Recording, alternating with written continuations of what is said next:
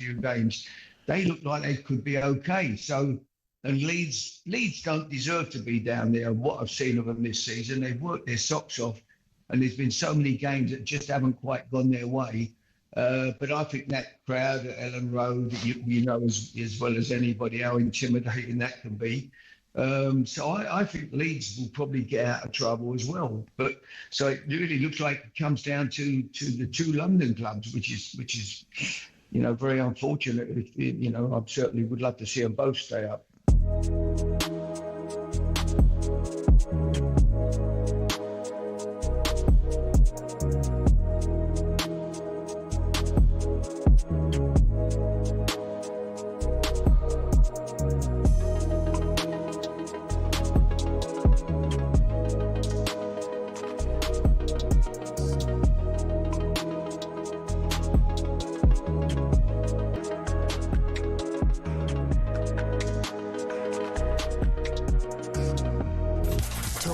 Sports update powered by the Nissan van range, helping business owners to work better and live better. Search Nissan Vans or head to your local Nissan Van Centre.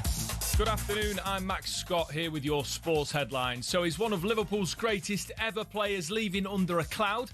Danny Murphy says Salah's probably in Liverpool's top 5 or 6 ever, and people will forget December shenanigans. Because there's so much good. And I think also, although he threw over the years, even with Klopp, the odd tantrum when he got brought off or whatever, the way he conducts himself generally has been super professional. We understand termination talks began before AFCON when Salah accused Liverpool of throwing him under the bus and said he had no relationship with Arne Slot. Salah's leaving on a free after waiving the last year of a 2-year extension. Simon Jordan doesn't think there's much more Liverpool could have done. Maybe they could have gone to Mo Salah, given the wonderful relationship that seems to exist between Mo Salah and the manager, and said, can you sign another year with us, irrespective of the fact that we're not going to play you for that year because we can get some money from you from Saudi. So there is a disappointment that perhaps they can't capitalise on him. Liverpool's FA Cup quarter-final at Man City is live on talkSPORT a week on Saturday. Now, the man many think should be England's starting left-back this summer says his previous relationship with Thomas Tuchel means nothing. I'm a completely different person now, completely different player now, I think, so I don't necessarily read too much into the past, and yeah, I know he's a great guy, so I'm looking forward to working with him again. Tuchel gave Newcastle's Lewis Hall his Chelsea debut. With a few World Cup places still to be decided, England versus Uruguay is live on talkSPORT Friday night. And the National League is coming to YouTube for the first time this Saturday.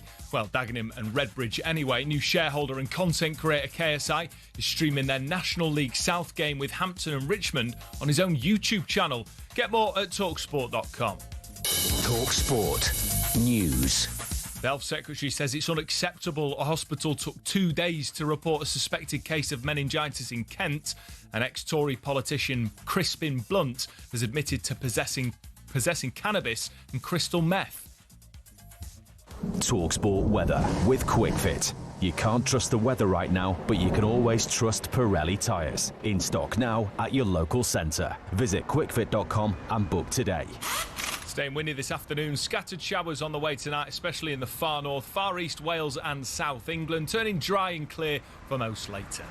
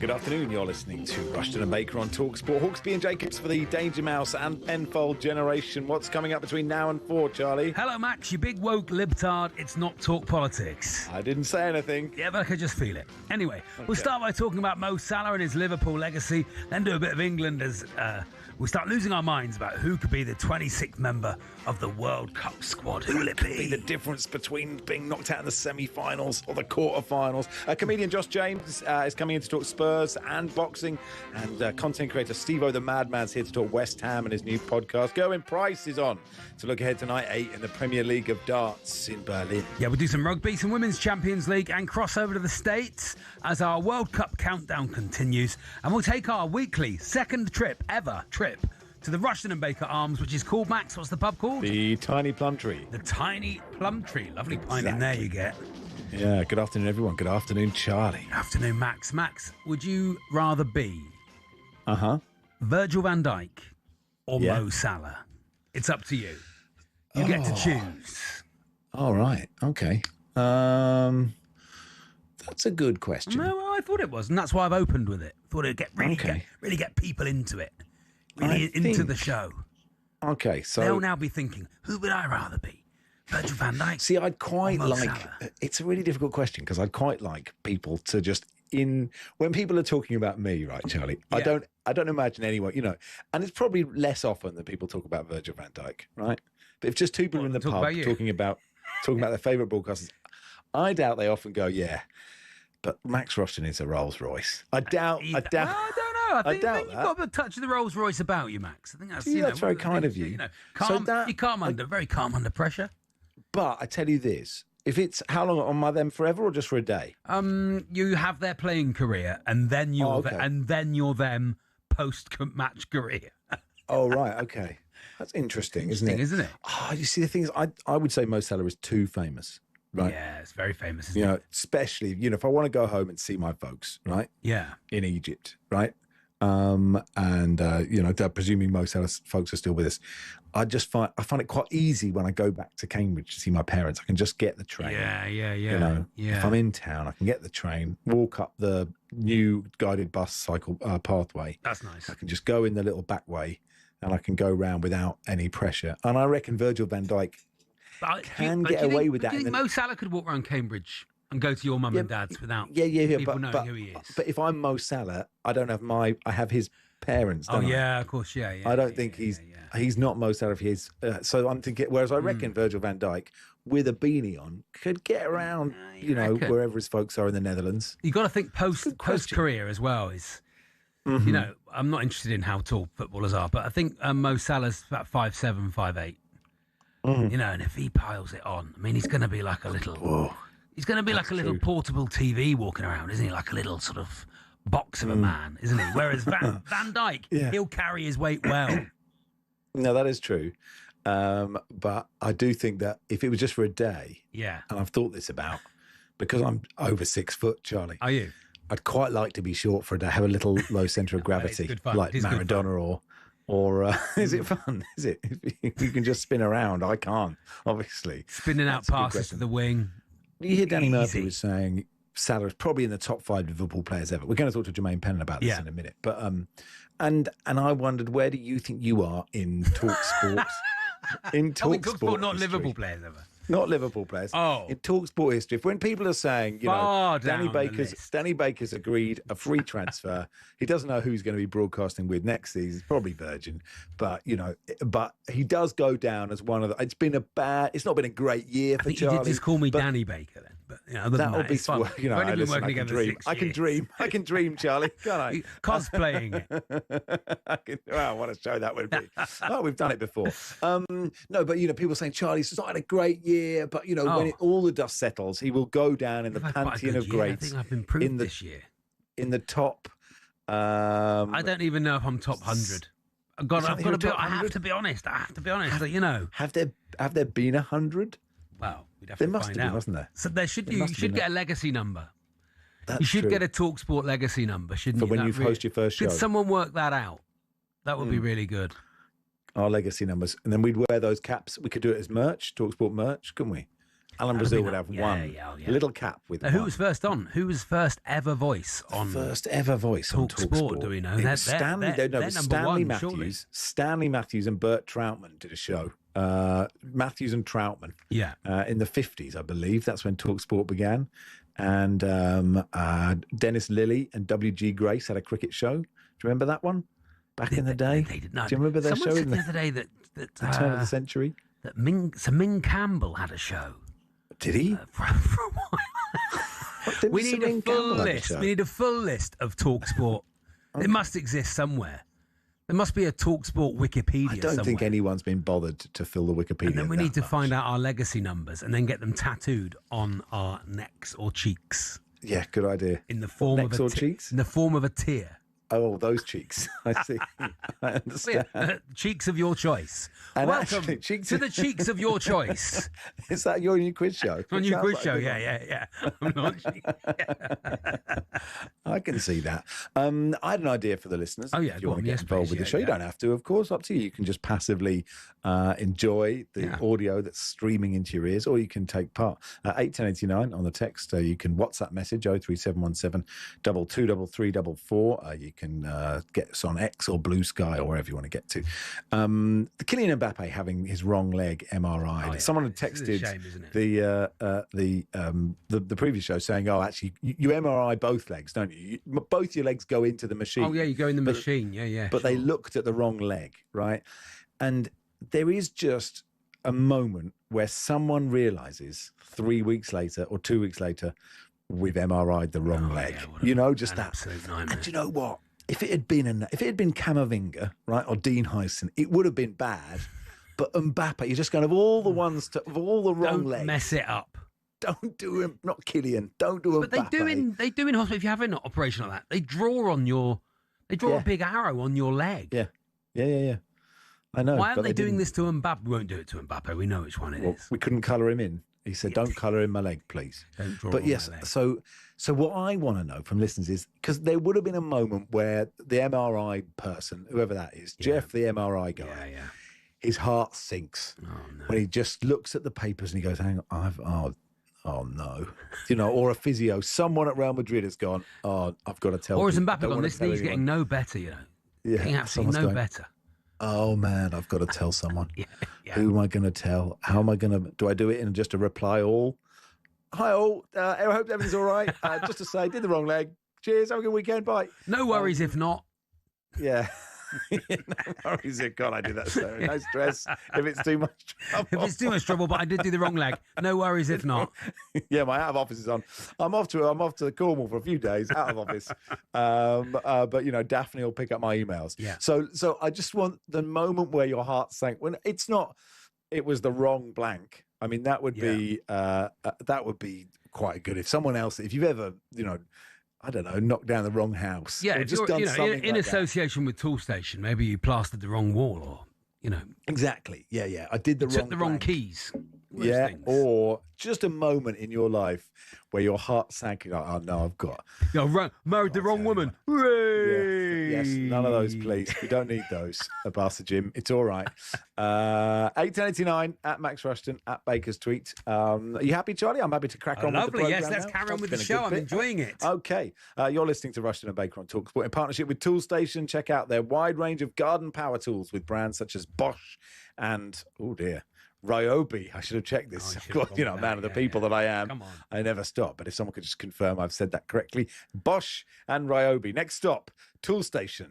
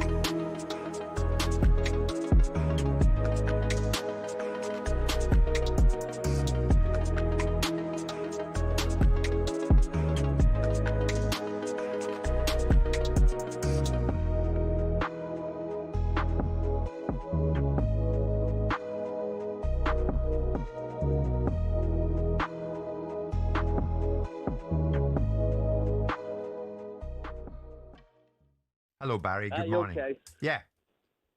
Go for it, Baz. I just want to say, every Monday mid-morning, we have to listen to Martin going on and on and on. It just becomes too much, and it's making me want Man City to win because he's just moaning all the time. Don't put it on me, fella. Don't put it on me, Barry. So all those times when we denied you winning those 3 Premier Leagues back in the day with Sir Ferguson, was that got something to do with it? Yeah, the fact that Man United players, the former players, have all got it against Arsenal. You Man United fans. If you could pick a team without me involved, don't involve me. Just say which is the team you despise the most in the Premier League. Come on, who is it? We saw what a coward you were when it's got that big now. When you were managing, it's got that big now that you even want your local rivals to win ahead of us. Well done to you. Well done. Look what happened to our local rivals. To be honest, our main rivals, Spurs. Start having your own things to go after as a football club. Don't just bash us. When was the day? When was the day Man United wanted to be champions? Will we see that again soon? What's your results? Yeah, you will see that again, Mark. Well, because you've got 1 game a week at the moment, haven't you? It's easy for you, isn't it? Barry, the floor is yours. Finish up.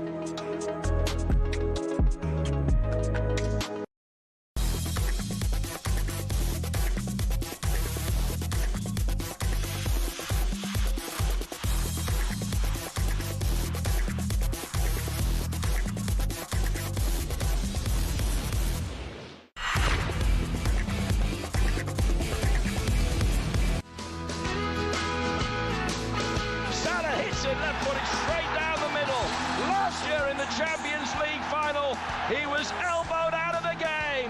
2 minutes in, he puts Liverpool's noses in front 1 year on. Oh my God, what a journey. Yeah, I would say his dreams and our dreams came true in that period. He's been special for us this season. He's been special for this club for many years. Now the time is right for Salah. He gets a proper send-off. He will go down as one of the Premier League greats, but also one of Liverpool greats. I think Mo Salah will always be one of Liverpool's greatest players. I'm throwing Kenny and Rushy into the equation. Quite right too. When they signed him, they couldn't have believed how he was going to turn out, but he's been absolutely brilliant. Put him in one of the top 10, not there's any doubt about that. Everything comes to an end. Yeah. But tell you what, thanks Mo.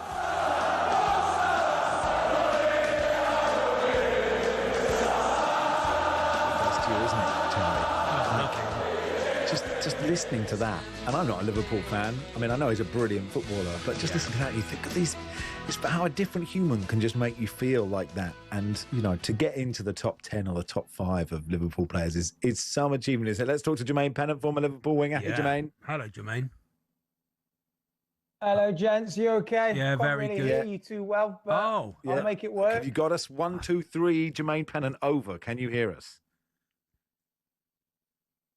Can't really hear you guys. I'll see if you can hear this. I don't think you're in the. I'm not sure you're even in the top 100 of Liverpool players, Jermaine. Oh, we heard that all right. There we are. He's fine. Absolutely. He can hear us now. We'll keep our questions simple then, Jermaine. What do you make of Mo Salah leaving Liverpool then? Look, it's obviously a sad period in Liverpool's history right now, with one of the greatest players to play in a Liverpool jersey in the Premier League era is now going to be saying his farewells.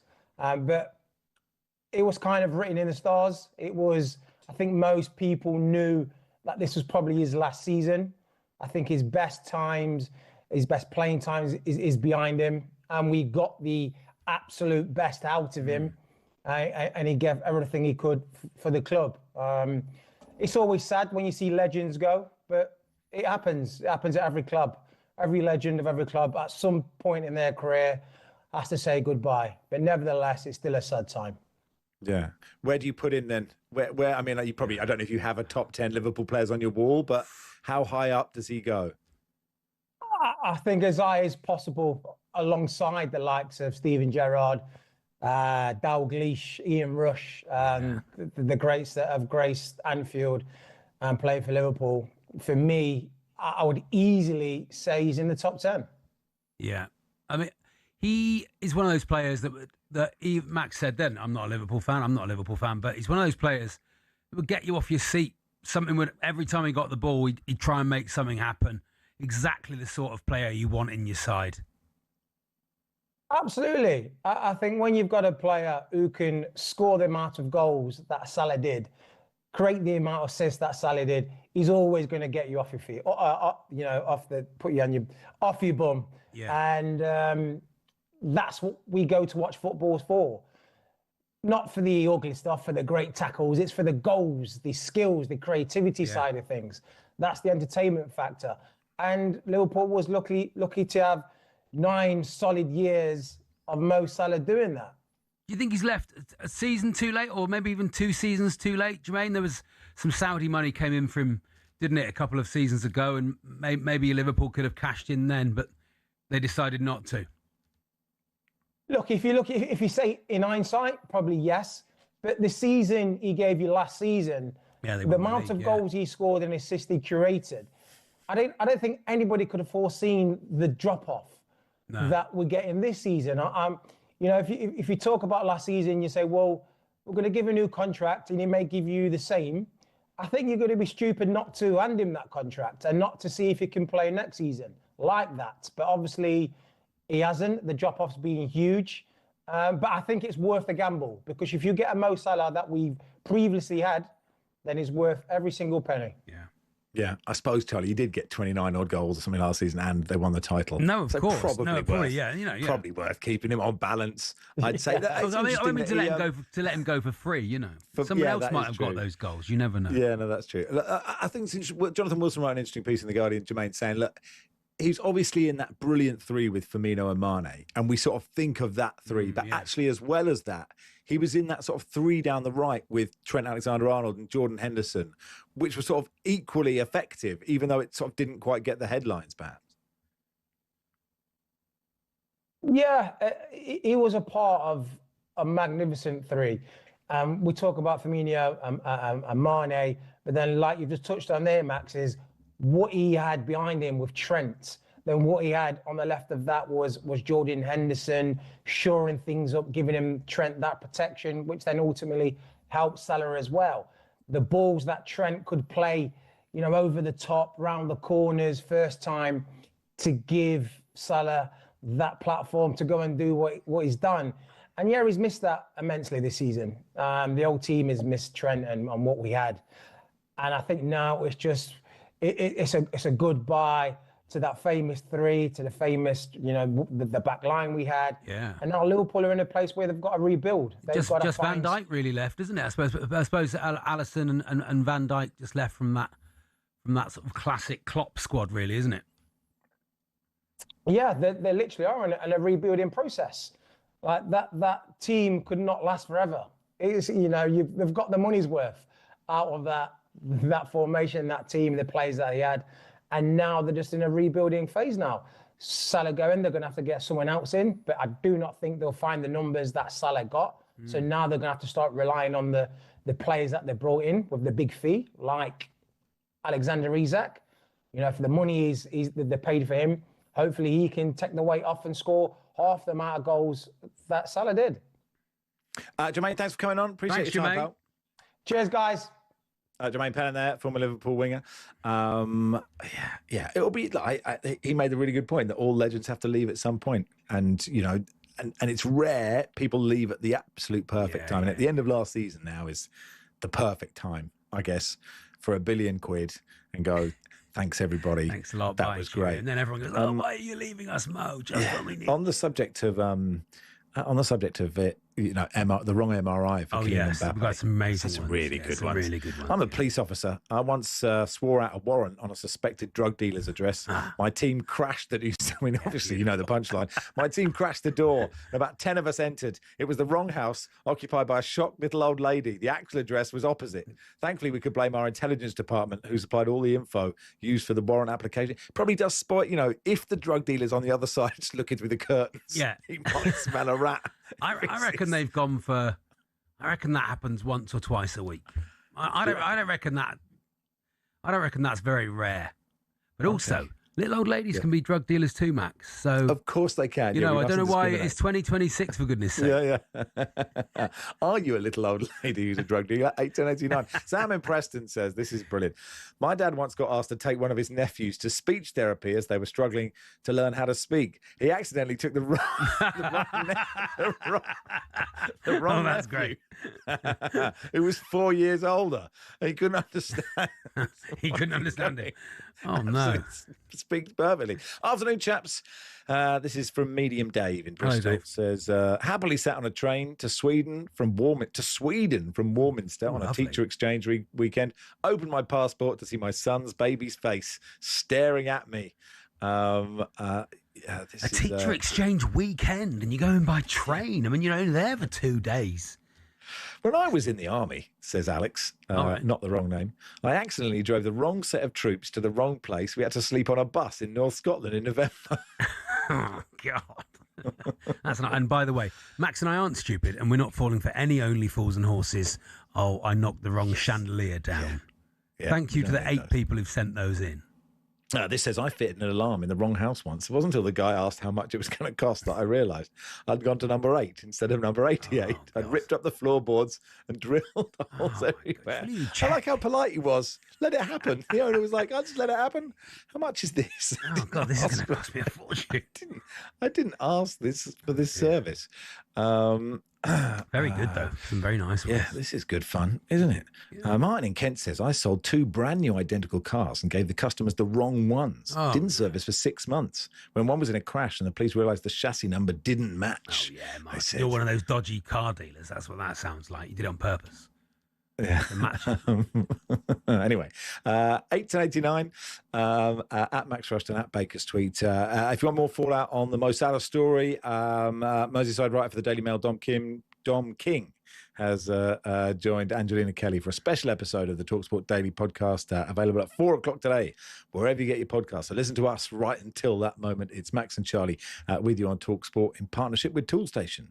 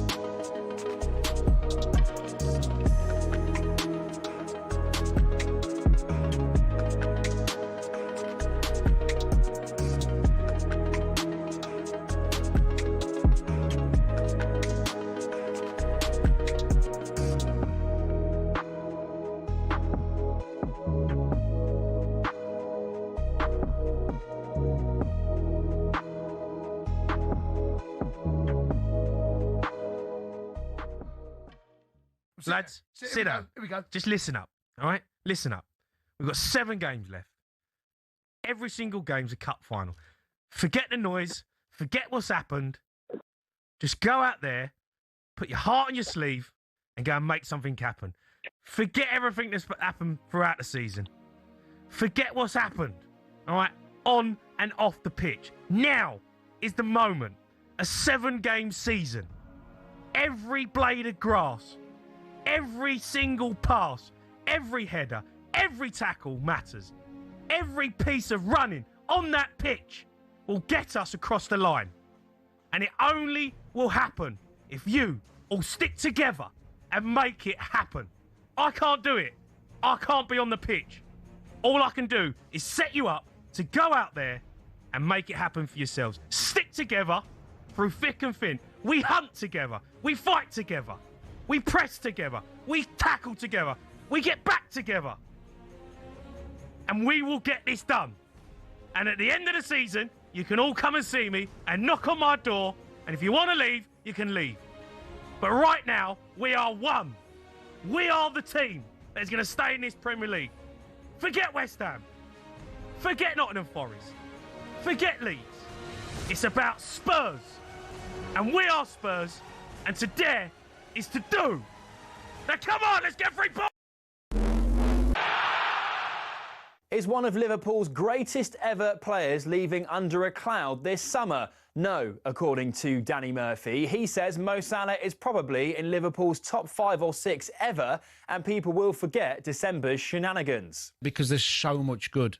The way he conducts himself generally has been super professional. Elsewhere, Ipswich Town have told talkSPORT they've been compromised. The club's hierarchy say Nigel Farage filming a reform campaign video during his visit to Portman Road went further than expected, and also say Ipswich Town is open to all parties. Simon Jordan has called the online backlash confected. I would suggest it's because it's Nigel Farage and it's reform, rather than necessarily the argument that I would make. My argument would be, don't really want to see a football club being leveraged in any capacity by any politician. Now, Lewis Hall says his previous relationship with Thomas Tuchel means nothing now in the England camp. I'm a completely different person now, completely different player now. I don't necessarily read too much into the past, and he's a great guy, so I'm looking forward to working with him again. Tuchel gave Hall his Chelsea debut. England-Uruguay is live on talkSPORT on Friday night.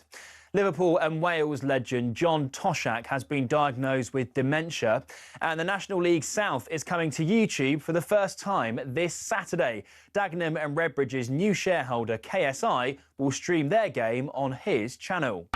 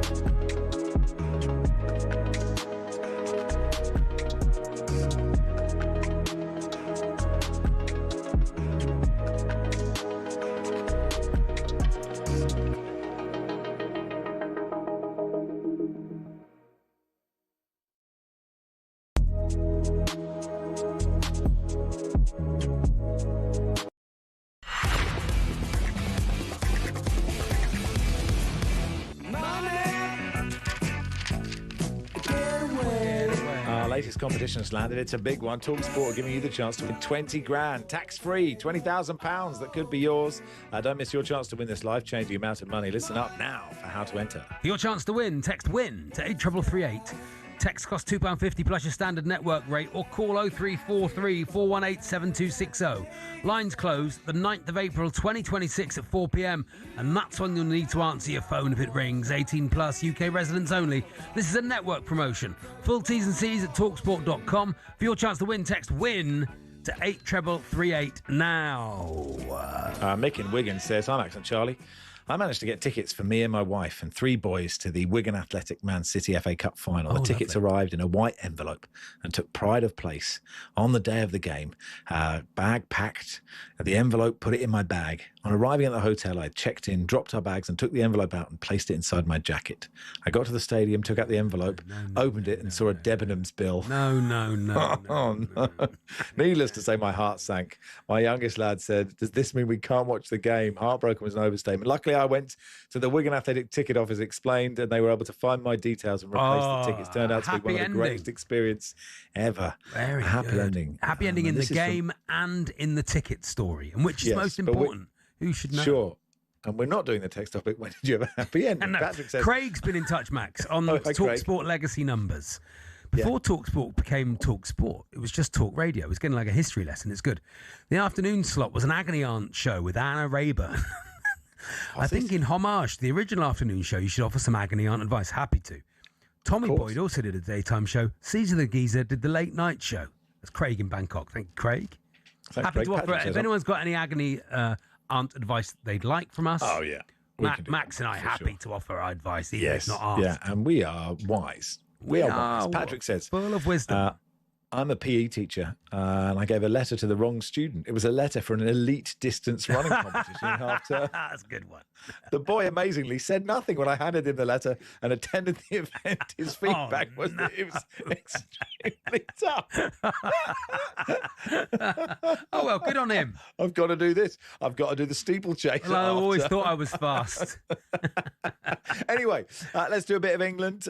Crystal Palace midfielder Adam Wharton's been speaking to talkSPORT's England correspondent Faye Carruthers ahead of the friendly with Uruguay on Friday live on talkSPORT. Yeah, obviously I want to play as much as I can and try and help the team. But at the same time, Jordan and Elliott are top players, playing well this season, so it's not going to be easy. And like I said, football's a game of opinions, so I'm sure whoever the manager chooses is going to do a great job, and we'll give everything to help the team. Let's talk to Faye. Hey, Faye, wouldn't it be better, Faye, if he'd said, I hope they get injured because I want to play. Yeah. That'd be good for you. Yeah. It was literally the most diplomatic answer he could have given. It was media training 101 for sure. But, he is genuinely quite a humble, chilled young man and very respectful of the people that he's going to be competing against. And that's going to be quite interesting from a Thomas Tuchel perspective, because he really wants the players to be competing for these places and to show their desire to want to be on the plane, and they're all desperate to get the ticket, as Thomas Tuchel keeps saying they're going to be handed. And this, they're on the second day today of training. They've got 4 days training, this separate group of England players without the 11 who are being given a little bit of a rest to stake their claim for a place on the plane to North America. And Adam Wharton would be an absolute asset to go out there, but he's got more competition nowadays than he has had before. Yeah, I guess it's interesting, isn't it? International football is strange in the way that you can play in one friendly against Slovakia and people go, he's destined to be an England great, or you can have a quiet 45 minutes and that's the shirt is too heavy for you. And this game, it is literally, you're looking at, Wharton or perhaps Kobbie Mainoo. They have a good 20 minutes, which either of them can have, and then suddenly you are going, or you don't, or Solanke and Calvert-Lewin, you get a chance, the other one doesn't, and that could make the difference. Yeah, I think there's a lot more to it than that. They want to see how they are in training, how they are with their teammates, the connections that they make on the pitch as well as off the pitch. So I don't think it's just going to come down to the game against Uruguay and playing themselves either in or out of a team. Most certainly, if they've not taken on board instructions that they've been given, if they can't fit into the system that Thomas Tuchel and Anthony Barry want them to play and the style of football that they want England to be playing, then that will be evident in training and therefore evident on the night. So I think that there's a lot more that goes into it for sure than just having a good or a bad 45 minutes. But certainly the pressure is on, and they're going to be looking at seeing which of the players can handle that pressure, because if you can handle the pressure of competition just to get a place, that shows that hopefully you should be able to handle the pressure of being part of a 26-man squad going out to North America and representing England at a World Cup, because there's a hell of a lot of pressure that comes along with that. So if you can't handle this pressure now at this stage, then maybe you won't be able to handle it in the States. So yeah, it's going to be a fascinating few days. It'll be fascinating to see who gets cut effectively and the reasons for that when the 11 players that have had a rest come back in on Friday and Saturday. You've covered several major tournaments for England and talkSPORT, Faye. And what's the difference in atmosphere or vibe compared to Gareth Southgate's camps? I don't know whether there is a major difference, really. All the players know their roles. I think that's been something that Thomas Tuchel has brought in. He wants clarity for all of the players, so they know directly which player they're competing with and in which position he sees them in. And then that, really helps in terms of people knowing, where they stand. He's been in touch with players to say you're close, or, we're not calling you up this time, for example. So, Gareth Southgate was always very open anyway. But definitely Thomas Tuchel has made sure that everybody knows where they stand as much as is possible. And that probably helps in the environment a lot more. Although, when I spoke to Adam yesterday, he very much said that first training session, albeit not everybody was full pelt in the training session because some of them were recovering from games on the weekend, it felt more competitive, most definitely. But it was really interesting seeing John Stones and Harry Maguire lead everybody out to training. That felt quite kind of old school England, if you like.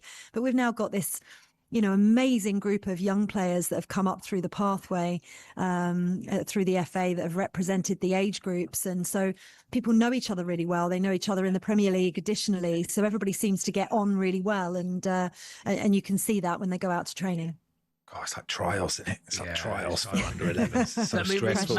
Managers must hold their head in their hands for this one. The managers who are pushing for something, who are pushing for Europe or pushing the club managers. The club managers must just go, why now? Why this now at this point in the season when, I suppose all the players are fit and everything, but they're used to it. And listen, if you don't want your elite players to be playing in a World Cup, it's huge. They understand that. You want them there 100%. You want them there for them and what that might bring back to the club if they're successful out there. What a good season could do, what a good tournament could do, should I say, in terms of their value going forward. There's lots of things in it, but in terms of injuries, absolutely, of course. But that's why the FA, Thomas Tuchel and his team and everybody that works behind the scenes at the FA are in such close contact with the clubs all the time, so that they manage players' minutes and nobody is excessively played. And it's exactly why Thomas Tuchel has said, the 11 players that he's given a rest are the players that have played the most this season, so they all work together in tandem for it. But don't get me wrong, these players want to be playing for England right now. He's given them a holiday, but they want to be there. They don't want to miss out on anything. And the clubs understand that additionally. Good stuff, Faye. Thanks for coming on. Thank you, Faye. Nice to see you as always. See you later. Our England correspondent, Faye Carruthers there. Paul in Bromsgrove writes, I once went to Smythe's Toy Superstar to pick up a video game for my son. The queue took ages, but it was Christmas, so I didn't think much of it. It was only when I eventually reached the front, I realised it was a queue to get my face painted. Oh. the queue for collections was empty. Oh, no. I got a clown painted to save embarrassment and then collected the game, says well Paul. Done. Good for you. Sean Walsh once went to Hereford instead of Hertford for a tour show. All right. Did he just do one? Just turned up at the wrong theatre for the wrong tour. This one says, an electrician friend of mine was doing some work for a letting agency. A cat appeared, which he assumed was the tenant. So he made sure to shut the cat in. He didn't want it escaping. He later received a call from the letting agency to be informed the tenant had contacted them as they discovered a cat in their house and it had done its business on the sofa. It cost £200 to have the upholstery professionally cleaned. Keep those coming, please. It was the wrong blank. 1889 03717 223344. It's Max Rushden, Charlie Baker with you till 4. Comedian, Spurs fan and boxing fan podcast host Josh James will join us in just a second.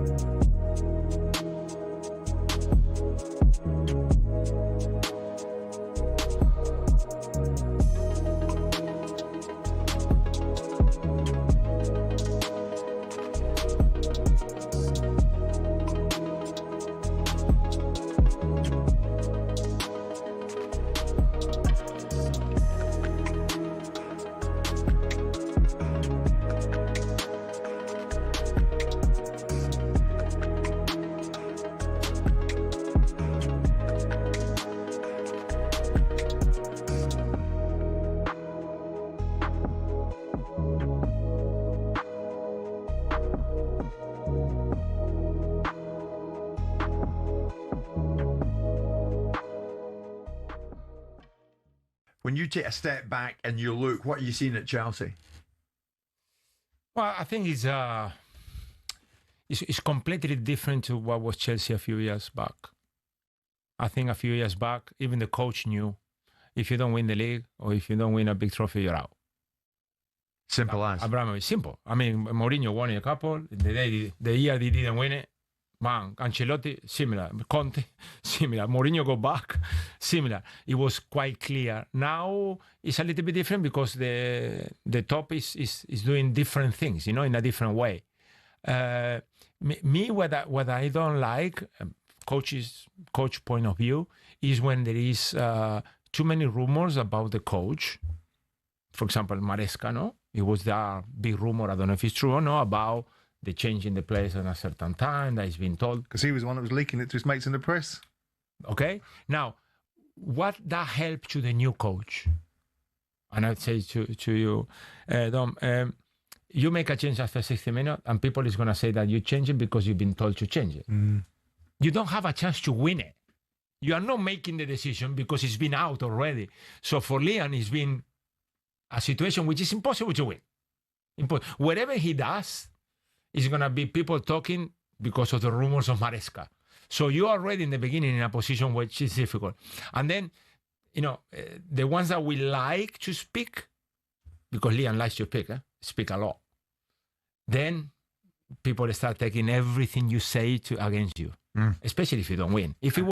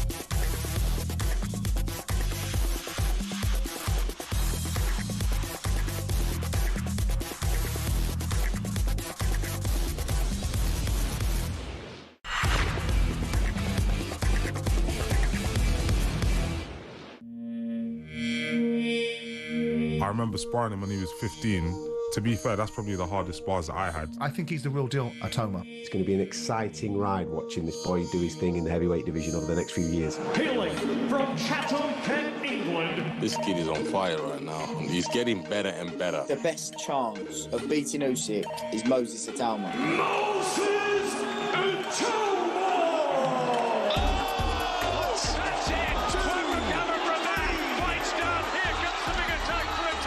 I like Moses a lot. Moses reminds me of a young Mike Tyson. Moses Atoma makes it look so easy. A lot of people are basically just saying like, yeah, I'm going to knock him out. And like, I probably would. Huge heavyweight clash between Moses Atoma and Jermaine Franklin. What are you laughing at, Charlie? I thought I was very, very confident. I liked it. I enjoyed it.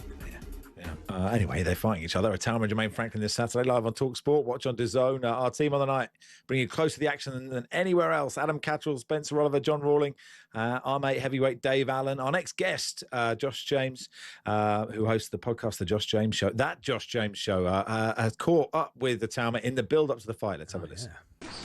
Can I call you back? Yeah, I'm just babysitting at the moment. Some young kid, his folks are away. Right, cheers, mate.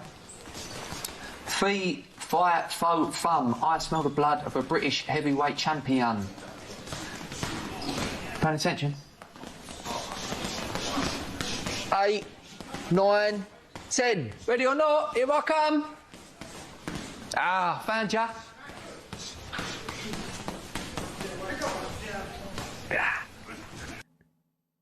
I would say, it helps to have the video that if you're watching on YouTube. Good to watch that, yeah. Yeah, Josh James joins us now. Hey, Josh. How you doing, mate? You okay, mate?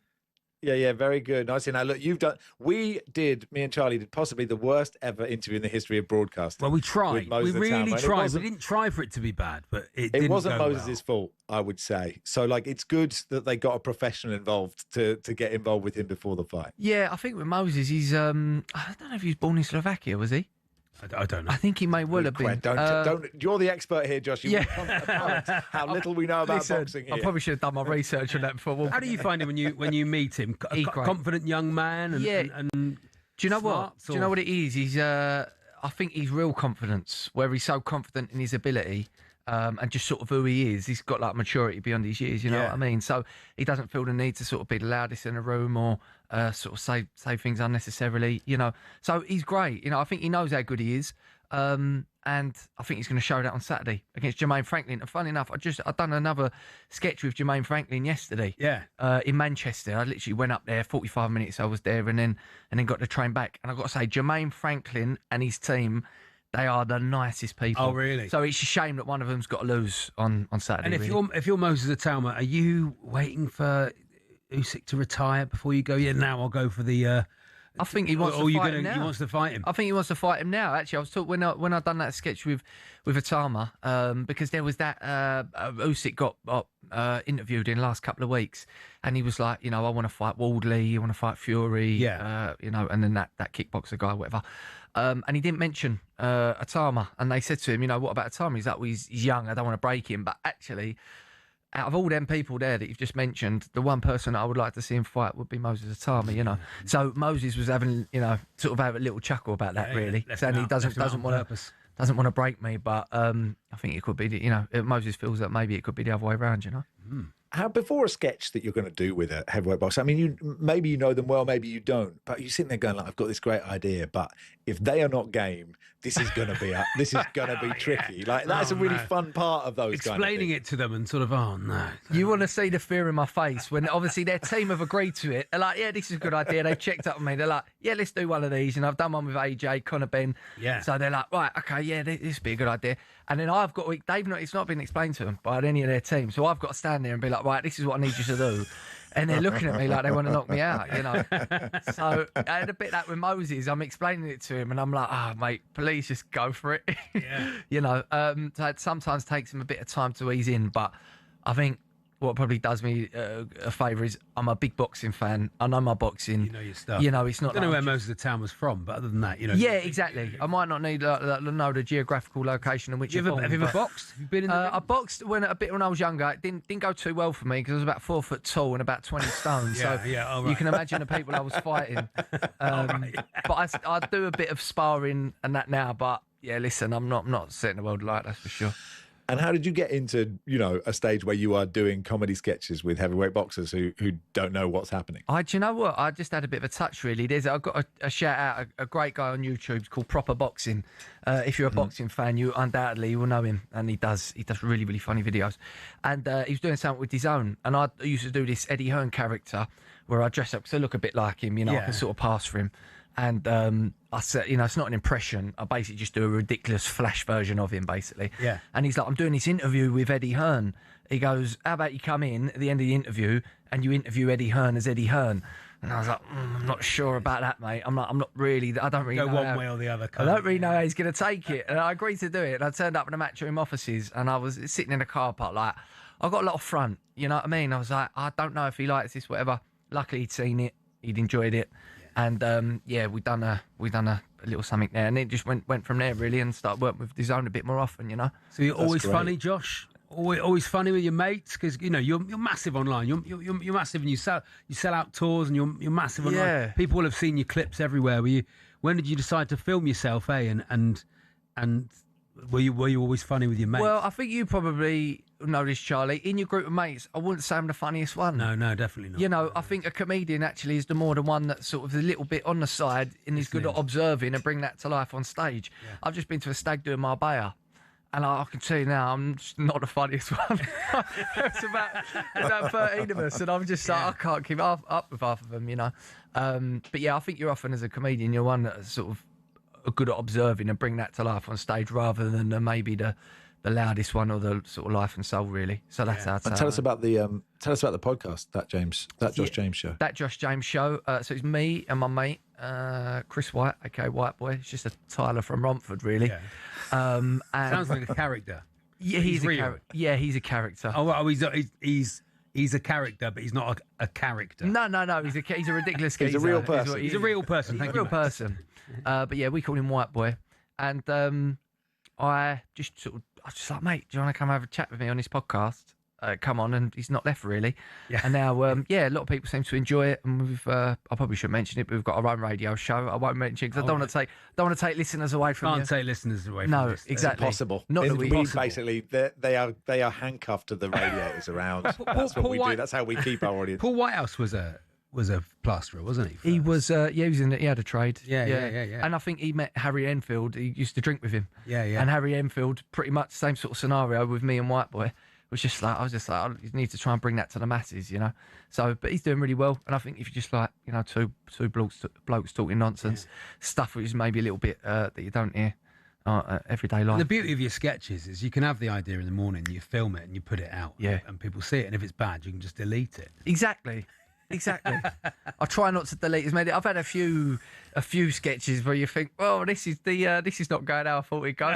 Get rid of that one. Never happened. And then you're like, right, I'm going to wait till 2 a.m. to delete it. And no one says it's gone. You think you do it. You think, right, I'm going to be a legend after this. Yeah. You know, I spent hours trying to get in the catch up to delete the Moses Atama interview that we did, but for some reason I couldn't get it taken down. Look, you are a Tottenham fan, Josh. Yeah. So I mean, it's like. And they're obviously my big team who win things. Pain after pain after pain. Obviously, it's a slightly tender moment because of Igor Tudor losing his father. But you imagine, and there are reports that they are coming to a kind of mutual decision to end this, because it has in footballing terms been. Oh, there was hope, wasn't there? There was hope before Forest. We had a street parade and everything. Yeah, I mean, bless him, Igor Tudor. I think he's tried his best. I think after we heard the news about his death, I'm thinking, oh my God, Spurs is just cursed, isn't it? You know what I mean? No, so you just think, and like everything that's going wrong at the moment for Tottenham is, I mean, personally, I'm the most pessimistic Spurs fan you ever meet. I personally think I can't see us staying up. In all honesty, you're really tough running. But I'm trying to look on the positives. You know, I think that maybe next year, Max, I see us as maybe would be like the Real Madrid in the Championship. You know, I don't know if that's true. I actually think Spurs really struggle. I think they come 11th. Really?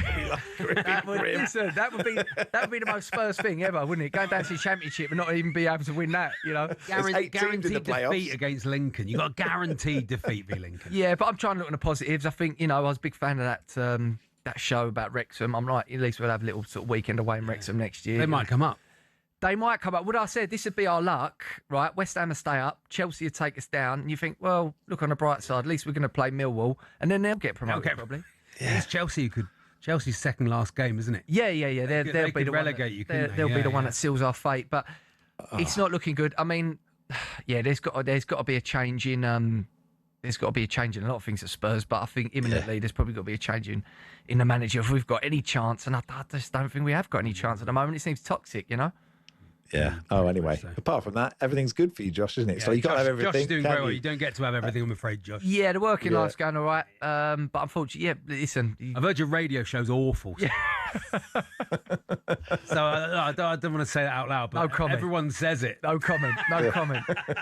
Thanks for coming in, Josh. Appreciate your time, pal.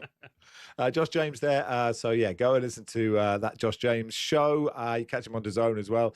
On Spurs, Reshman Chowdhury hosts a special edition of Kickoff this evening. We'll discuss the potential cost of relegation for Spurs a lot, why things have gone so wrong. Guests include Brad Friedel, the Tottenham correspondent for The Athletic as well, Jack Pitt-Brooke. Too good to go down. A deep dive into Tottenham's trouble. God, if you want that agony. Kickoff tonight from 7 o'clock on talkSPORT.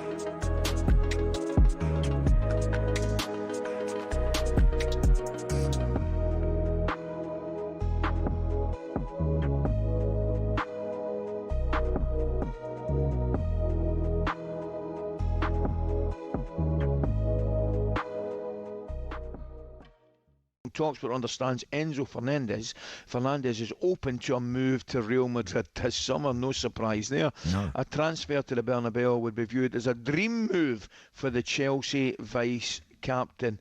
Is that one or two I'm just beginning to think maybe jumping ship here, Andy? What do you think? Look, and player turnover at a club like Chelsea is always significant. It happens. For him, I don't think Enzo has been unbelievable since he's come to Chelsea. He's had moments where he's pinched a few goals and he looks decent, but I don't think... I think if you were able to get... Well, I don't know what sort of money you would get. I would only imagine it would be... I think it'd be less than what they gave for him now. But I think if you were to get close to that, I don't think Chelsea would be massively disappointed. Maybe if he left or if he had to go. I think there are others you'd absolutely need to keep and try and improve a little bit more. If he's already got eyes on Real Madrid and he's already had his head turned a wee bit, then if you're going to get, what did they give for him, Ali? Was it 100 on the dot? Or was it I thought it was 105 or so. Maybe around 100. It was certainly round about that figure, which is an incredible amount of money. I can't believe they're going to get any more than sort of probably 75, 80 that's for him. Is that what you would think? Yeah, that's exactly what I was thinking. I had that figure in my head. And I think 75. if you got that, you've had him there, and I'm looking at him and I'm thinking, I don't see him pulling up many trees in that position, really. Not really. Not quite.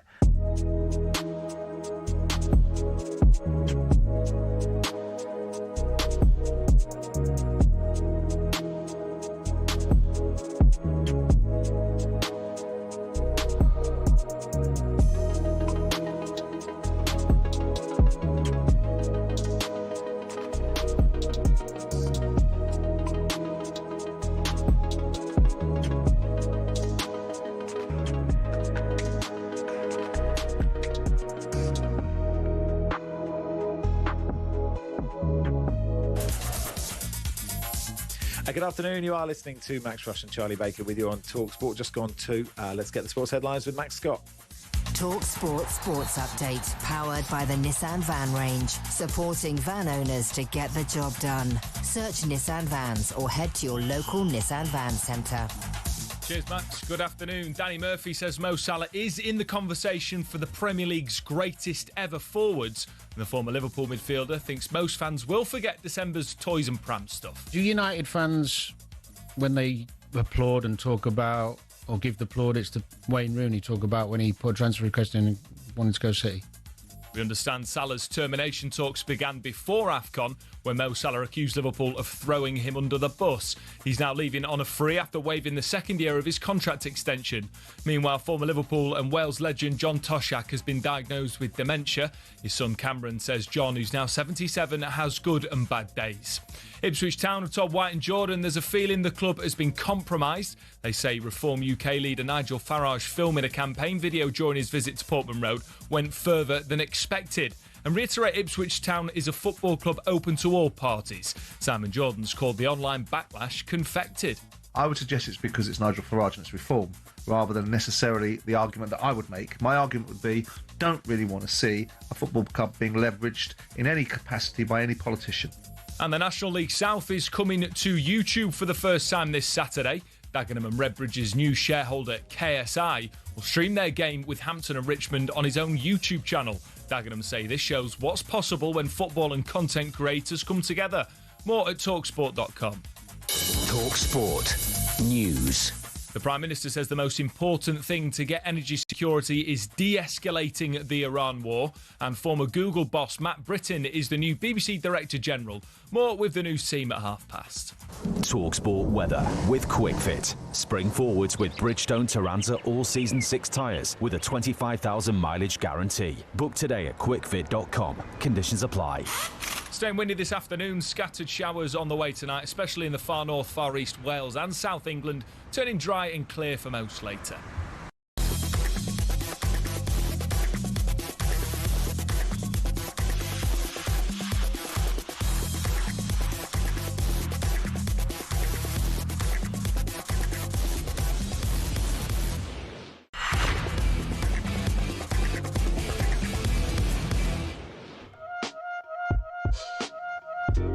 Good afternoon. You are listening to Max Rush and Charlie Baker on talkSPORT in partnership with Toolstation. Explore the full collection of garden power tools with top brands such as Karcher and Makita. Next stop, Toolstation. On the subject of Kylian Mbappe and having the wrong leg MRI'd, the wrong blank.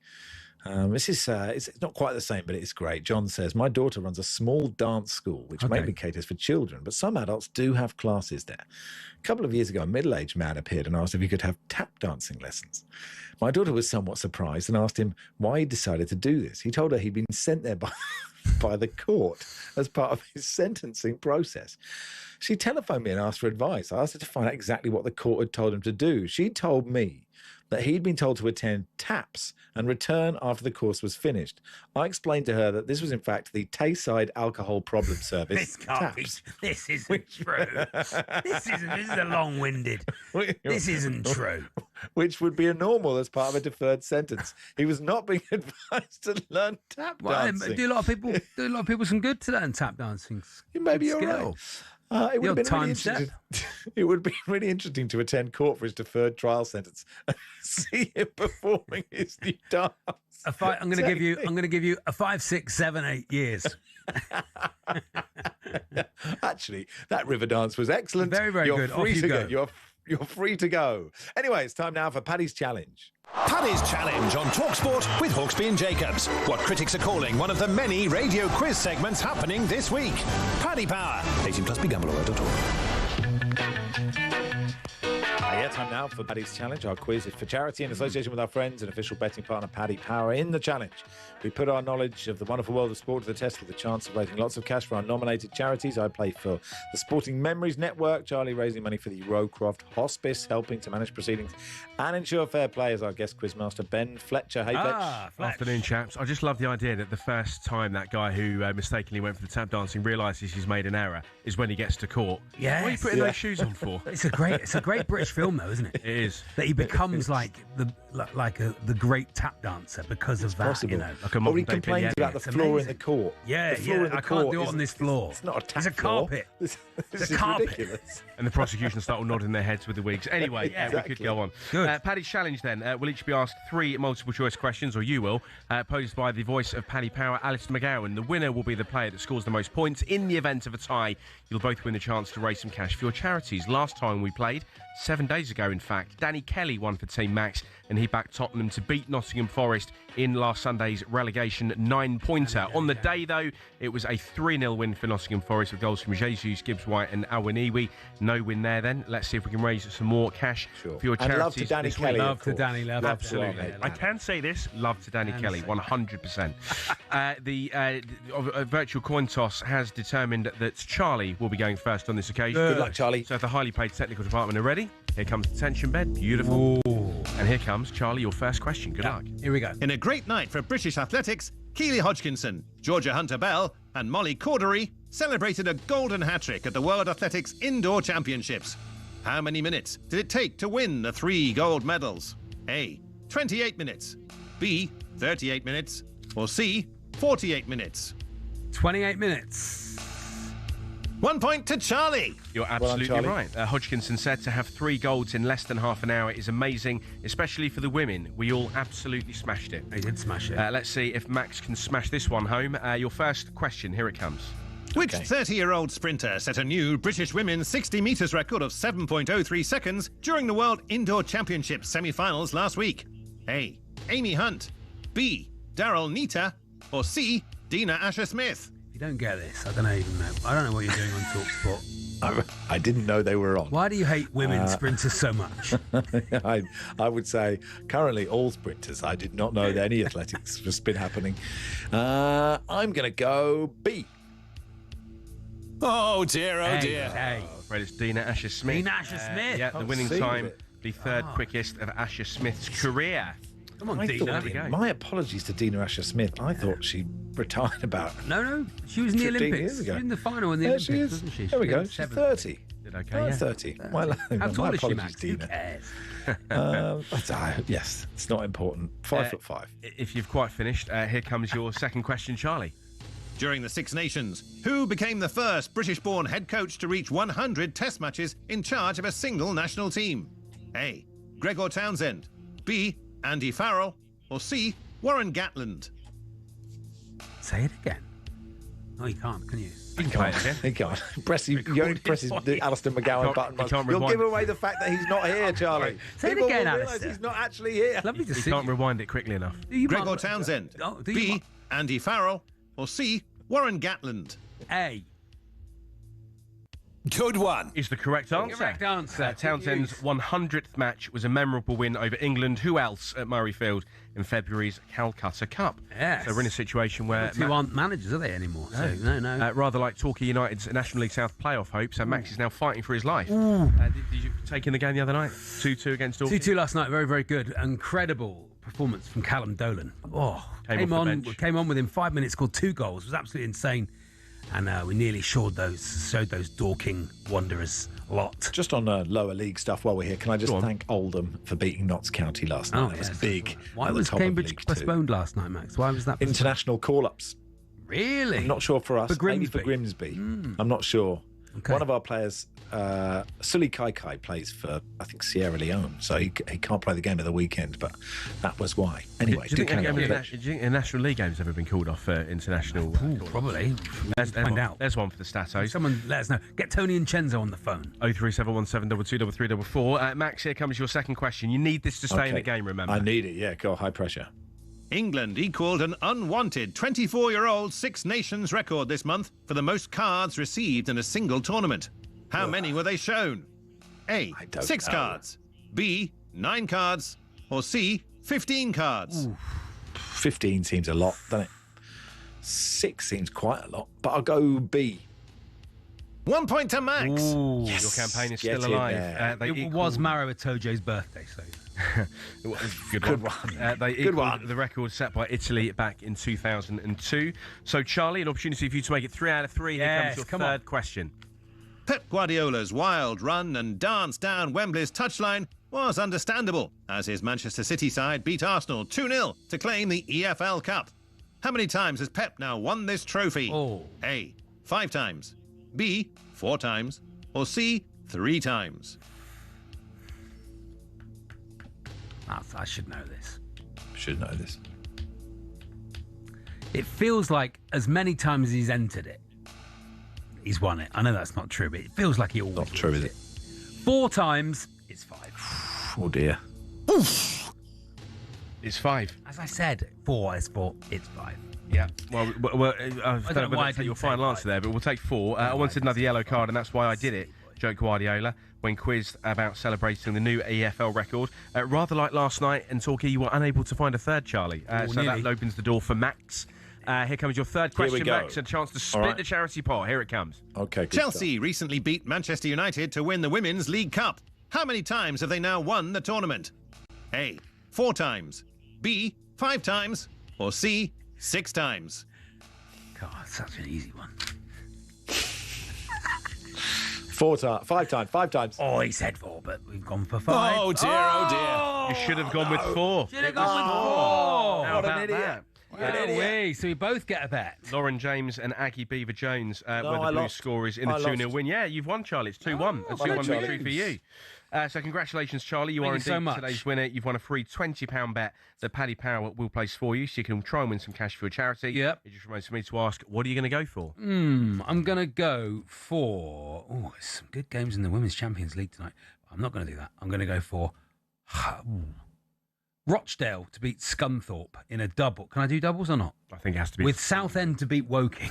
I've got a funny feeling about tonight. Okay, I'll say Rochdale to beat Scunthorpe. Well, we'll find out whether you were right and reveal the winnings next week. In the meantime, check out Weekend Extra Time, 1 till 5 on talkSPORT. It's meant to be quite good. Oh, okay. Yes, and who does it? His own show. Who does that? Somebody's got Who to. does it? Yeah, okay. Good for you. Well done, I Ben. mean, I don't know why anyone would broadcast in the middle of the night personally, Fletch, but like, good for you. Good for you. Thank you very much, Fletch. That is this week's challenge in the book. Thanks to our friends at Paddy Power. 18 plus, begambleaware.org. Paddy's Challenge on talkSPORT with Paddy Power. 18 plus, begambleaware.org. You are listening to Rushden and Baker. Well done, Charlie, on winning. Yeah, I haven't won in a long time, so that was good. Yeah, it was important. We are brought to you in partnership with Toolstation. Explore the full collection of garden power tools with top brands such as Karcher and Makita. Next stop, Toolstation. What's that? Can you say Toolstation? Toolstation.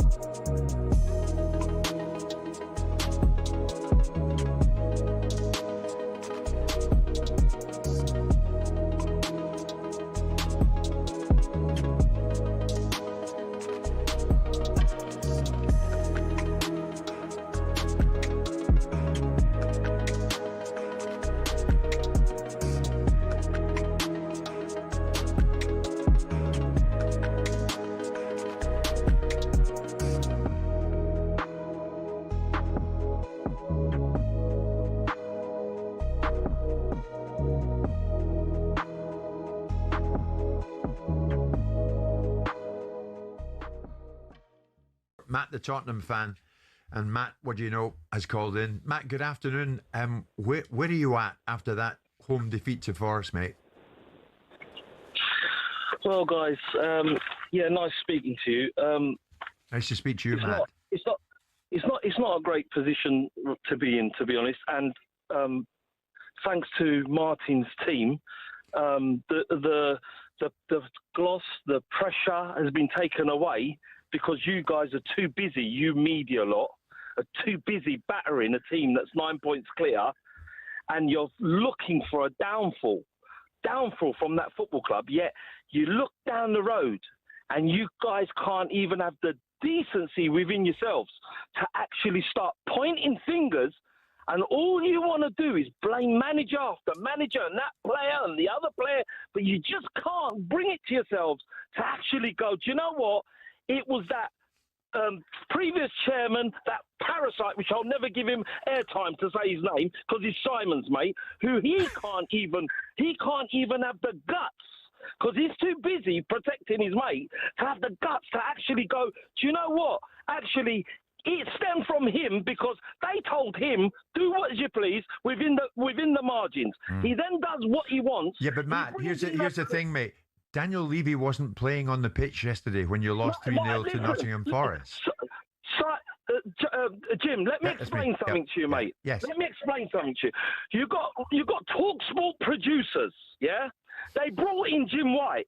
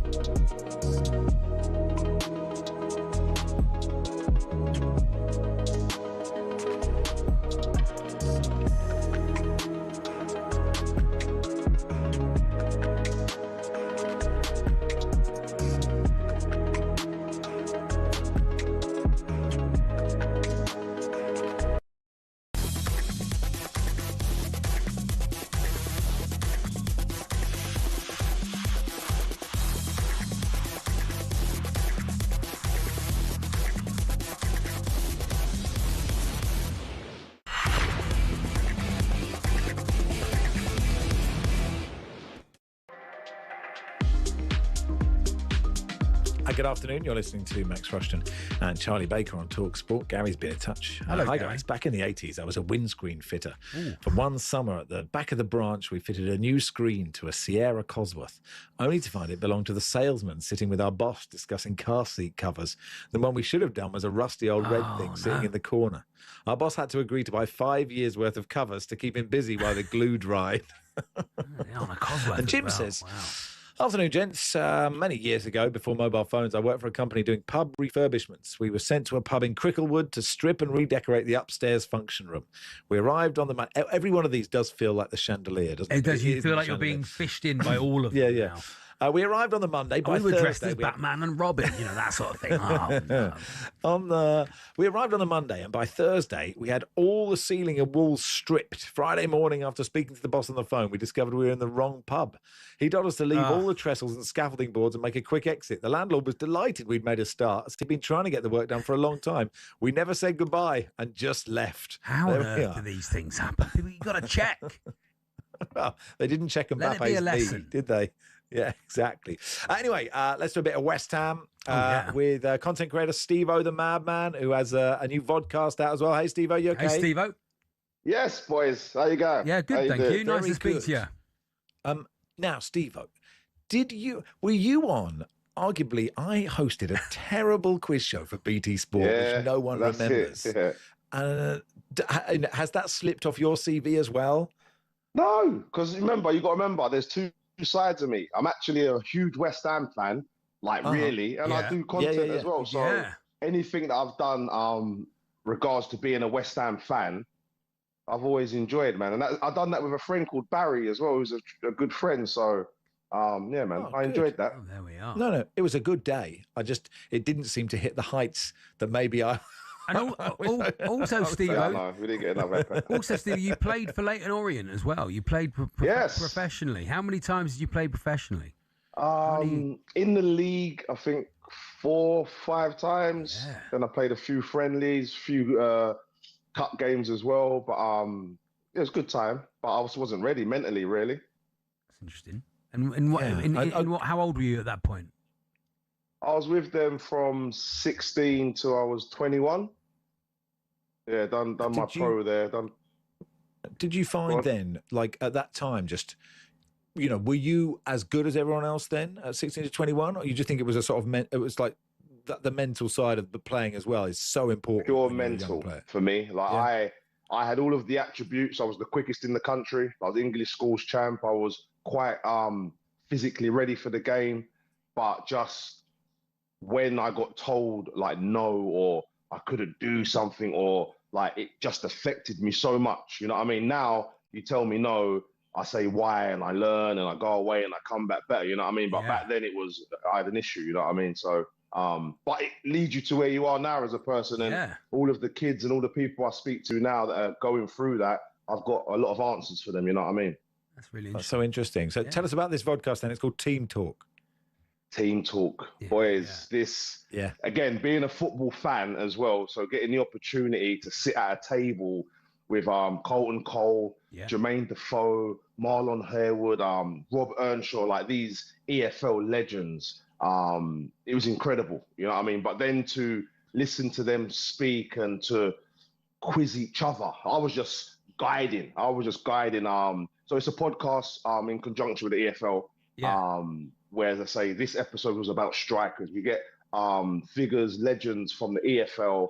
And as I say, we just talk. And I just guide a conversation between the pros, really, between the legends. And they were just dropping gem after gem after gem. You know what I mean? It was really good to do. It's interesting when footballers talk to each other in an honest space, in an honest, safe space.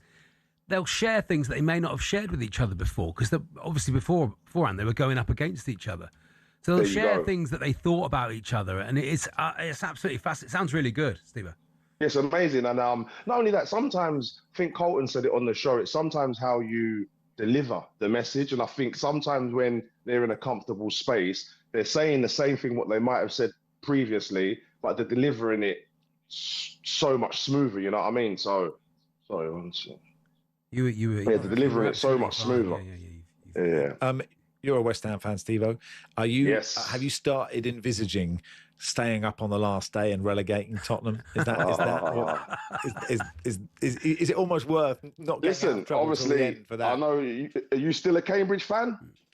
Well, listen, I'm a Cambridge fan, but Tottenham are my big team who win things, Okay, which Steve-O, doesn't happen very often. And I know I get yelled at.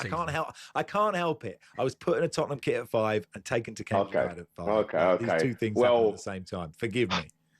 I'll be honest with you, I haven't, because I do believe we're going to stay up. I believe Tottenham are right in trouble, so it's more of them. But after the last weekend's results, I'm a little bit more worried now. But I'm seeing the individual we've got in the team, although the individuals don't matter because I've been relegated with a Joe Cole, Di Canio, Carrick team, Defoe, which I told Defoe about, by the way. But I've seen, so it's not the individual, but I think Nuno's got us. I think they want to play for him and they want to play for the fans. And I think that will just get us through, you know what I mean? And then we can go away, work on the quality and think about that another time. Yeah. But it's just about heart now, you know what I mean? The boys are showing heart. There's a lot of chat. Obviously, Mo Salah leaving today, saying he's going to leave Liverpool at the end of the season. There's a lot of chat about Jared Bowen being his replacement at Liverpool. What does he mean to West Ham? Someone said to me yesterday, do you think he would make a West Ham 11 of all time? And I said, he's got to be in with a shout. Really? Like, yeah, mate, modern day. Listen, some people are prisoners of the moment, right? I'm not a prisoner of the moment. I do remember the yesteryear Hammer. I don't remember, if you go back to the people over the years that's done what he's done, you're talking Tevez, you're talking Di Canio, you're talking real legends that I literally sit in the stands and watch and think, nah, mate, you are really playing for us. You're a hero. There's not many of them. Declan was there and was on his way, but he's left a bit early, you know what I mean? Antonio's another one, just for the service he done for us. So there's not many over the years in football, because football's not really a loyal sport anymore. So to have someone as loyal as Jared, and I've got a little soft spot. When I bring my dad to little shoots I do with West Ham, he's the first one to always come over and talk to my dad. Oh, really? And, yeah, my dad loves him, absolutely loves him. So I love him as well, you know what I mean? So if we're talking about him going, I would hate it. But again, I'm not one of them football fans. I'm a supporter, you know what I mean? I'm not a fanatic. So I would let him go and play at a bigger club and maybe do bigger things, play Champions League football. The geezer was playing non-league football, I think 5-6 years ago. Come on, man. This is the dream. So yeah, I wouldn't stop his dream. Maybe Danny Dyer would, though. I like the fact that people really think he can't go because of Danny Dyer. I like that's just a real. That is now a real thing. You're like, no. Well, listen, my son-in-law is a footballer, plays for Ipswich. Okay. If I supported Ipswich and he wanted to, listen, there'll be words. Right. Whether he'd listen, because he's 6'5", look like a brick. I don't know, but Does anybody? I don't know. Were you like Moyes out or at the time? Can you look at David Moyes now? Everton going so well, sort of under the radar. I haven't noticed Everton win a game this season, but yet they are 3 points behind Liverpool. They could get into Europe. Were you like, he's got to go, and now thinking, oh, we shouldn't have? No, we should have been no nicer way. to him. I loved Moisey. I remember one time. I was doing a job at West Ham and they didn't really want me to eat in with the players. And I went in there and Moisey accepted me, man. So again, I've got all these little soft spots because I've had these little moments with people. But to the football, listen, I spoke about it, I think, on a show yesterday where it's do we care about the system or the individuals? And we're talking about, do we want good football? Do we care if your team's playing good football? It was all of that sort of stuff. And I said, from experience, when we had Moisey, I knew what we were going to get. I knew that we'd be solid from corners, set pieces. I knew that the boys would always be up for the battle. I knew the boys would always be fit. I like to know things that I want. You know what I mean? I like to know things are set. And Moisey done that. Now, whether it was at the sacrifice of the pretty football, again, we had Big Sam, and I knew how Big Sam managed because I had Dean Holdsworth as a manager when I played non-league, and he sort of modelled himself off the Sam sort of thing, and it was a lot of data, a lot of detail. So where people think it's long balls and all of that, it's not. You know what I mean? I think to the armchair fan, you're thinking it's long balls, but when you really deep it and you get into it, the likes of Moyes, Allardyce, these people that they call that, even probably Pulis, it's a lot of data, and they're actually finding ways to win with poorer teams. How about this? Mikel Arteta has had to do a Moisey to win this league, probably. You know what I mean? So Moisey clocked that 20 years ago that you have to adapt. You know what I mean? Depending on what squad you got. So I was never Moyes out. I loved what Moyes done. I hated that they got rid of him the first time. But yeah, that sometimes, listen, I do listen to the fans as well, and they didn't want him. So fair, man. It's still a fan club. You know what I mean?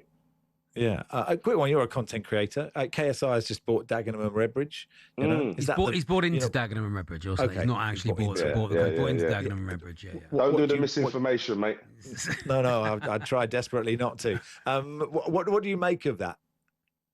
I love it. I love it, mate. I'm actually talking to a consortium now about getting our own non-league club. I won't say which one. But this is something that I love the crossover between content and football. That's why I love Team Talk and the shows that I do with Liga 72, because it's my two loves, football and content. You know what I mean? Football and creating. So yeah, I love that KSI's gone there. I love that big Andy Carroll. Because he had a bit of a disappointing career considering how really good he was. So I love that maybe he might get a second chance at being a gaffer to go on and do a madness, you know what I mean? So yeah, I love it, man. I love the KSI appointment. Interesting. Thanks for coming on, Steve-O. Pretty nice to see you brilliant. again. Thanks, Steve-O. Yeah, enjoy it. Boys, also, we've got another show called Levels on the Liga 72, where I go up against EFL clubs, me versus them, doing challenges. Have a look at that as well. I'll be banging goals top corner, like Sounds left, good. right, and centre, mate. And we've got a Legends one coming at Wembley, where we had Sam Allardyce as our manager. So yeah, stay locked in. A lot of content on Liga 72.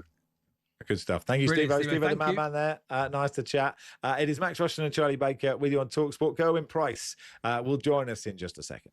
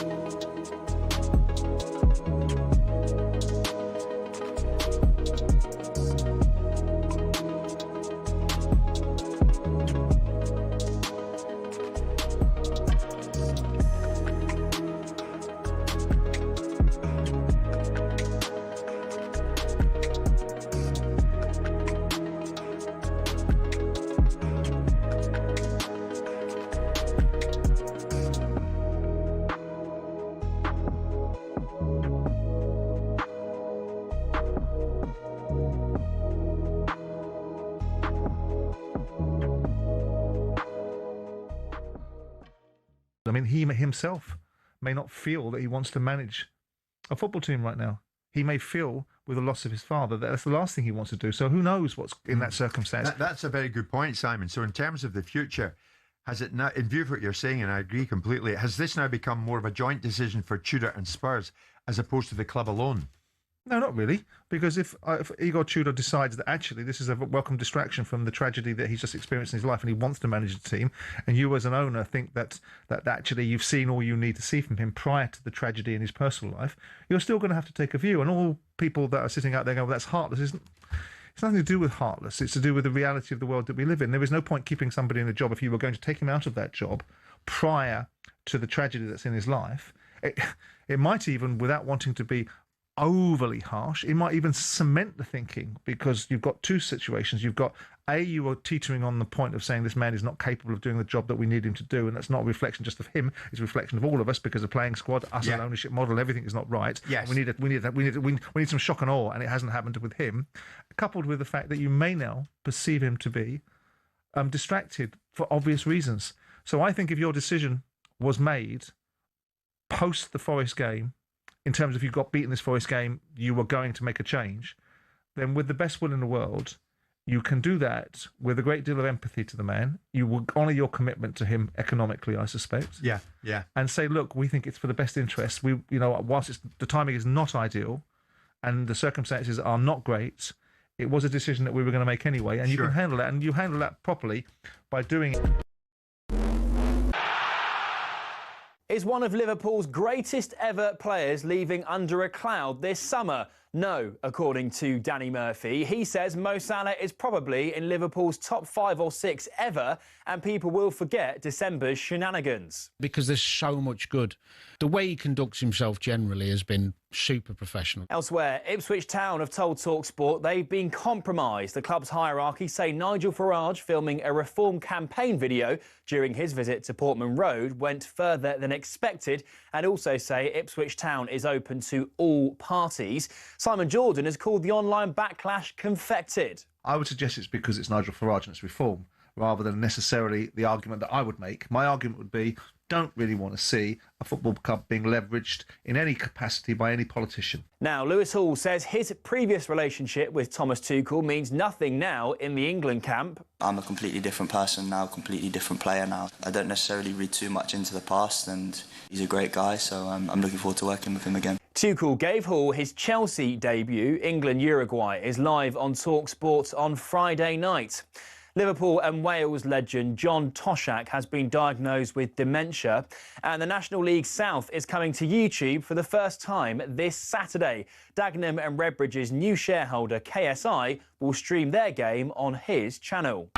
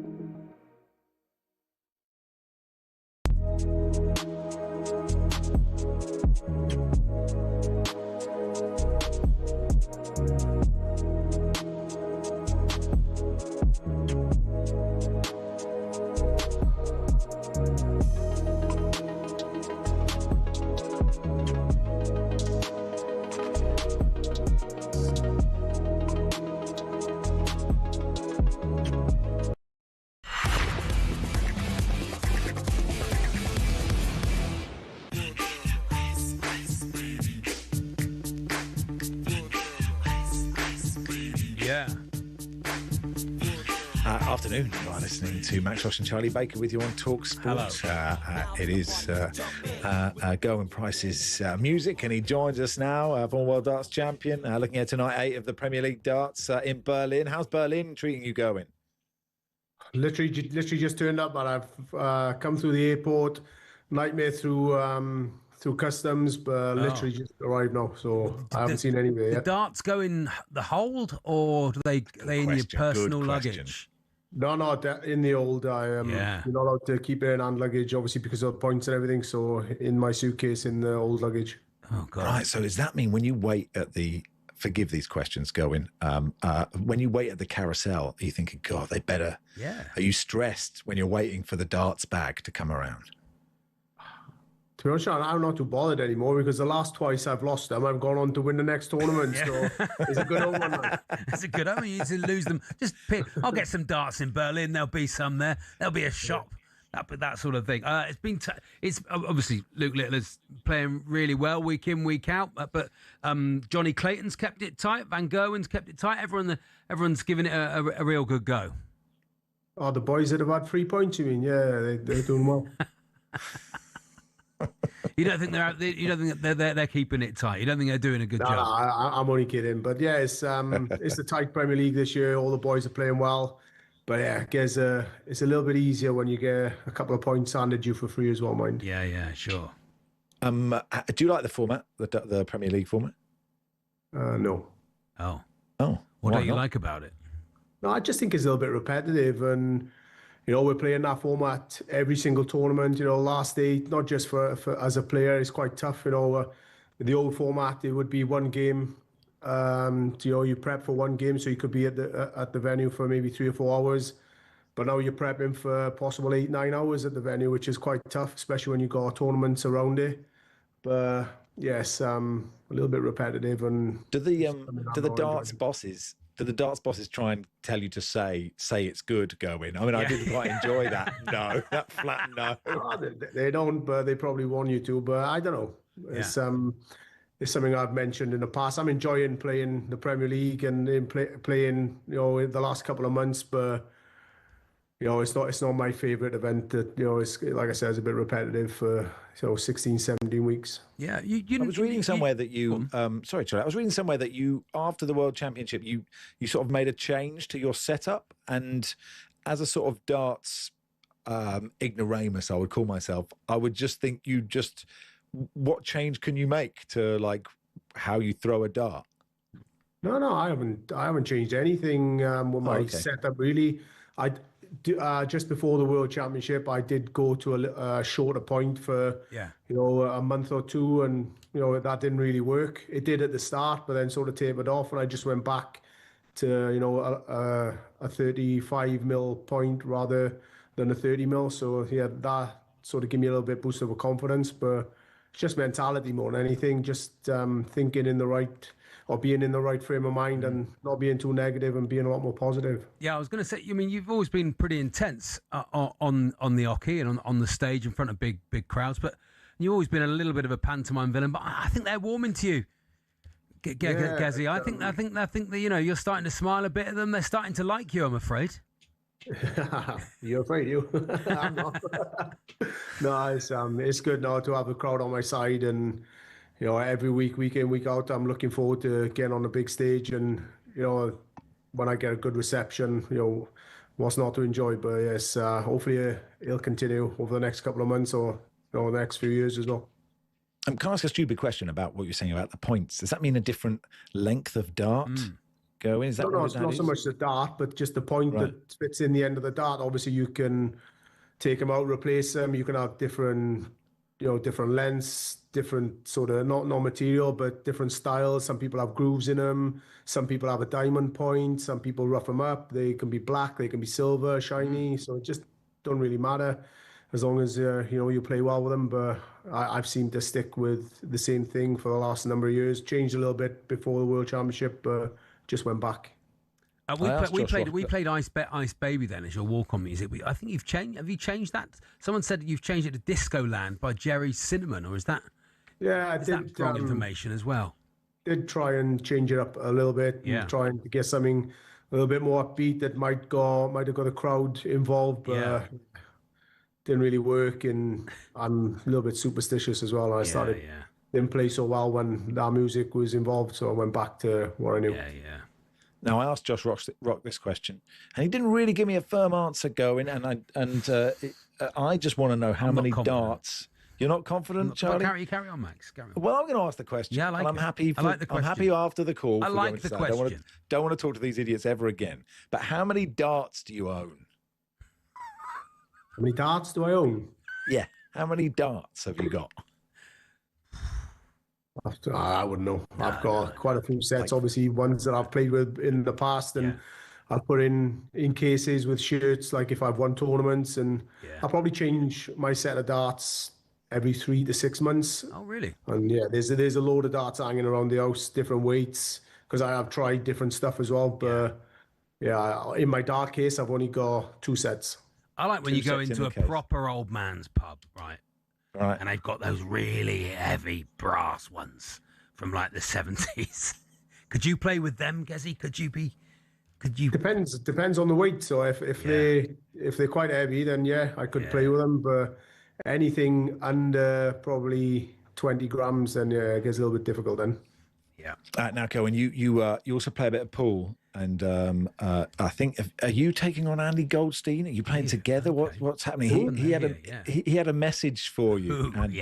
Simon, I don't know who he is either, but apparently he does something. He had this message for you. Yeah, he messaged me a few times. At first, I didn't have a clue who he was, but I've had a good look up at him. I don't know. Is he any good? I'm not sure. Well, he played in the couple of tournaments last year, I think. Did he play in the Worlds or the British Open last year? I think he won one game. Are you good at pool as well as darts? Does it go hand in hand? There should be like a triathlon. I'm half decent. I'm not saying I'm a world beater, but I can pot a ball like. Yeah, good stuff. We have a message from Andy Goldstein. Here it is. Oh gosh. Are you looking forward to me in the UK Open? Yeah, I mean, I'm guessing it'll be streamed live on the talkSPORT YouTube channel. Yeah, although hopefully there'll be a game before that where I take on Gerwyn Price, who fancies himself but is a bit of a pool player. Yeah, he's a bit lippy, isn't he? Lippy. He's a bit yeah, if he's anything like he's at darts, I'll have no problems with him. When he had a bit of a stumble and trip last night. Yeah, I'm waiting for you, Pricey. Me and you. Get him on now. 1st to 10. I think he's coming on next week's show. 1st to 10. Okay. I'll even give him a 4-rack start. Right. I'll still smash him to pieces if Gerwyn Price wants it. I don't know if he can handle 2 defeats in a week. But anyway, lay that down for you, Pricey. Wow, it's a very different show to this one, Gerwyn. It is a different. It's sort of it's like confrontational, Gerwyn. But I don't know if you have a reaction to that we can then play to Andy. I'm sure I'll get through the first round in the UK Open, so he's just got to hold up his end of the bargain. Only I've heard he's rubbish, but I'm not sure. Well, listen, thank you so much for coming on. Thank you so much, Gerwyn. I appreciate it. Matt says, fair play to Gerwyn for turning a hilariously dull question into an interesting answer. It was worth asking the question, wasn't it? Good luck tonight in Berlin. Thank you for coming on, pal. Thanks, Gerwyn. No worries. Thank you, boys. John says, I think you guys are every bit as good at interviewing darts players as you are boxers. Thank you, John. Look, we really try. We're not trying. What we want to try and do is open it up. You can get technical. Obviously, there are lots of people who know this sport. Yeah, inside out. But there are lots of listeners who don't. And so asking a question about length of darts, I think is interesting. Have you considered doing any research before interviews? Mix it up a bit, says this one. I got another one. I got another great. This was feedback before the. Sco said, "Can you stop doing that annoying chuckle when you're on talkSPORT, Max? It's weird at best and annoying. Listen back to yourself. Enjoying yourself, Max. For goodness' sake. There it is. There he is. Listen to him. Listen to him enjoying himself." Daniel says, listening to the both of you trying to ask questions for sports people, sort of what I imagine Philomena Clunk would sound like if she wasn't funny and it wasn't a script. I think we asked good questions. I don't think they were bad questions. What questions should we have asked? I really enjoyed we were interested. I was genuinely interested in what he had to say. No, you were better than me in that. You were better than me in that bit, that's for sure. Anyway, look, we must dash because we're doing some rugby in just a second. Jamal Ford Robinson, former wrestler, now prop for Gloucester, is going to play at Villa Park this weekend in the Slater Cup, and we'll chat to him next.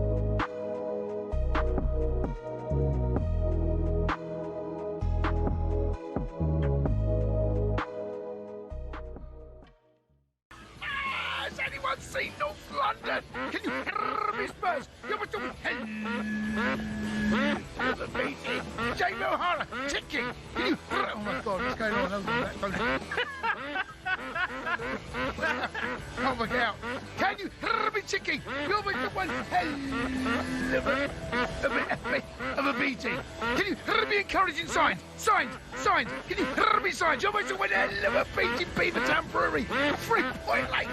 Stadium, you favour. The Sainsbury's Stadium, the big cockerel. Big cockerel. You must win a hell of a beating to Darius Defoe. Help me out. Spurs, you must win hell of a beating.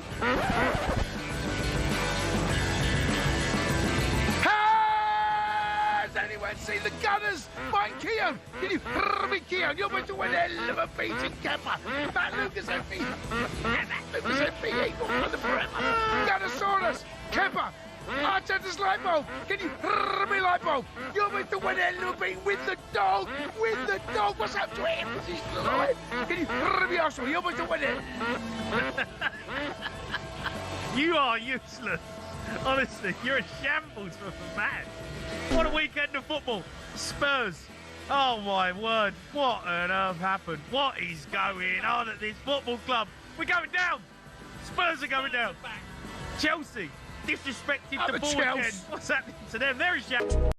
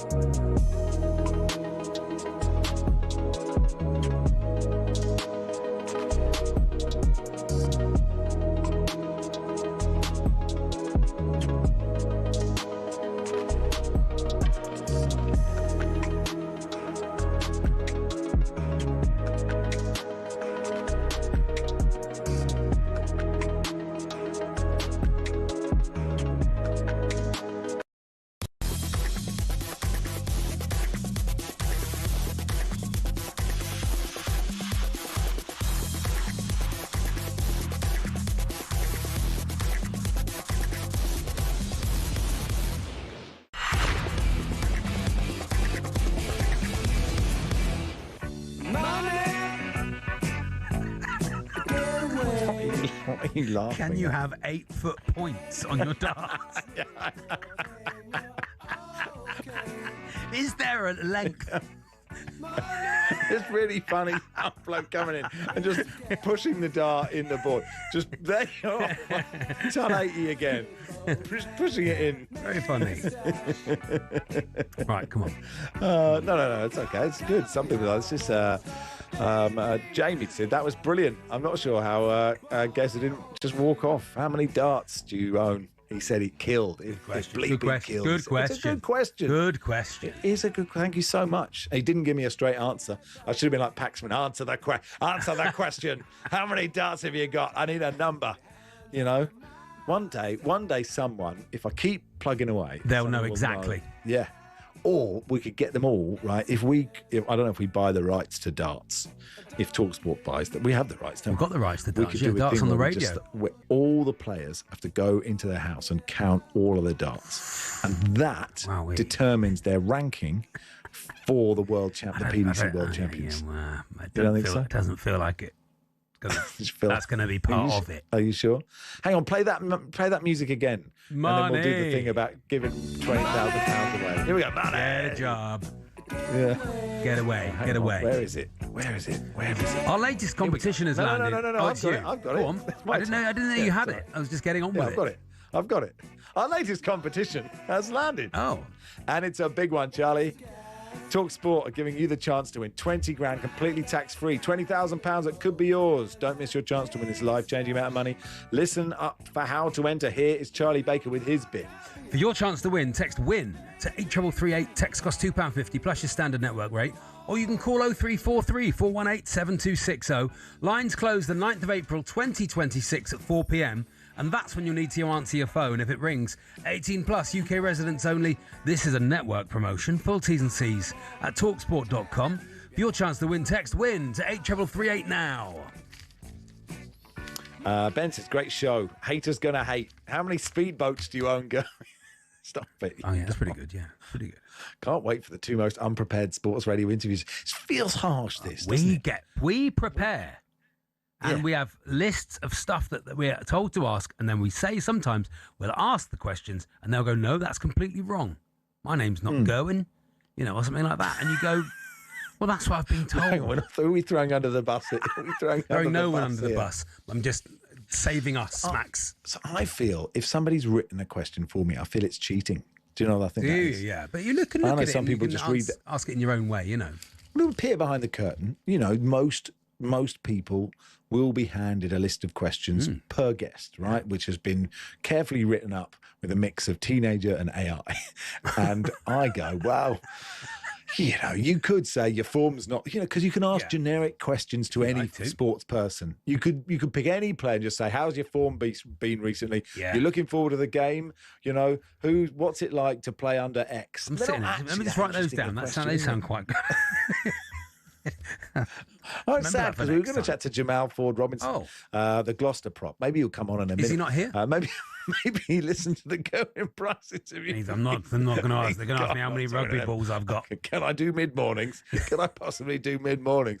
But he's really into caravanning. And I was like, I thought, this is interesting. He's heavily into caravan. Had one wrestle, and he's big into caravanning. I've never towed a caravan. Have you, Max? You ever towed a caravan? I've stayed in caravans, but I've never towed a caravan. Have you? Never towed a caravan. No, I've sounds a bit like a euphemism, but it really does, doesn't it? I've never towed a caravan. Have you ever towed a caravan? I've never towed one. I don't think it'd be in my skill set of my driving skill set. I stayed in one. I like staying in them. Okay. That's good stuff. You got any more on caravan? No, literally nothing on caravan. I was just filling until I can't help you at all. Jamal Ford Robinson joined us. Yeah, no, he's going to join us after 3. So this is good. That's nice. So what, we're just doing bits and pieces now? We were just having a little chat. Yeah, that's nice. That's what's happening right now. It's just a little chat. Can I? There's an interesting Mo Salah stat that Duncan Alexander put out, which was a really good one, saying, including Manchester United players, Mo Salah is the 8th highest Premier League scorer at Old Trafford in the 2020s. Oh, that's great. What a great stat that is, isn't it? And actually, with there's how another many stat. goals? Does he say with how many goals? I don't have that information in front of me. So many goals. Lots of goals. But the 8th highest scorer at Old Trafford in the 2020s. I'll try and find out. And this is a more serious point. According to a Stanford University study, since Mo Salah joined Liverpool, hate crimes in the area decreased by 19%. Wow, Anti-Muslim comments online dropped by 50%. 50%. The impact on and off the pitch of him, TNT Sports tweeted that out. And that is the power of one person to change people's hearts and minds, I think is pretty amazing. And in a world where, you know, it is burning everywhere and Islamophobia is on the rise and anti-Semitism on the rise and things that are bad in the world, for an individual to do that just by his presence is truly stunning. So, like, just, you know, be brilliant on the pitch, fine. And that just shows what the power of sport is as well, which is sort of part of the reason why we all love it, as well as can you have 8-foot darts. Mohamed Salah has scored 10 goals at Old Trafford. That can't be the highest. That can't be the 8th highest Premier League scorer at Old Trafford in the 2020s. Who else? Can it? 8. Who else? But including Man United players, including people who play for Manchester United, have got 8. Well, I've just googled how many goals? And that's what's come up. 10 goals. 10. At Old Trafford. How many goals? For Liverpool. So many goals. So many goals. Anyway, Jamal Ford Robinson will join us in just a second, and we will discuss wrestling, rugby, and caravanning. And please stay with us for that bit.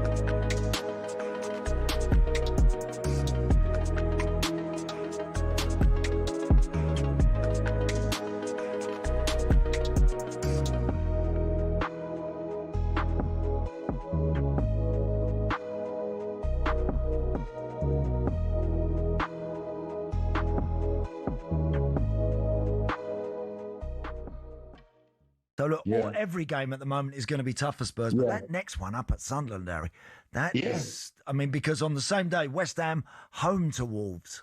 Yeah. Right? And I mean, the Sunderland game, Andy, as you say, I mean, they're on the back of beating Newcastle, so they're going to come back back home, and the crowd are going to be in a great, they're going to be so up for their team, having just beaten Newcastle, that the place is going to be jumping. What a tough game that's going to be at Sunderland. So certainly not going to be easy for whoever they get in. If they decide to change, it's going to be a tough gig. I mean, at the moment, it's looking more and more to me now suddenly like Tottenham or West Ham, which, I want them both to stay up for sure, but that's the way it's starting to look at the moment. Forest, they look quite strong, they're strong in midfield. The centre-halves get on and do a job. They're even talking about, Woodsy coming back, which would be a plus for them. The last few games, they look like they could be okay. So, and Leeds don't deserve to be down there. What I've seen of them this season, they've worked their socks off, and there's been so many games that just haven't quite gone their way. But I think that crowd at Ellen Road, as well as anybody else.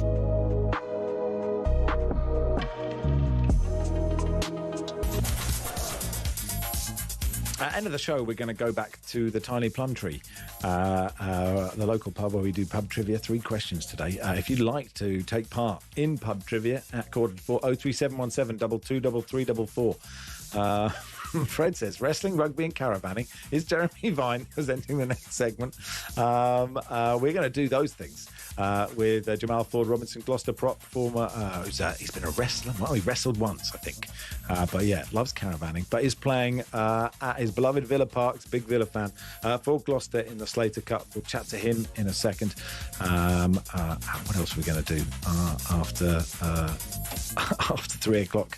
I don't know, because the screen's gone blank, but that's life. It'll be good, whatever it is. Oh no, we'll go to the US, and Alexander Abnos, Guardian US soccer editor, will join us for our weekly World Cup countdown.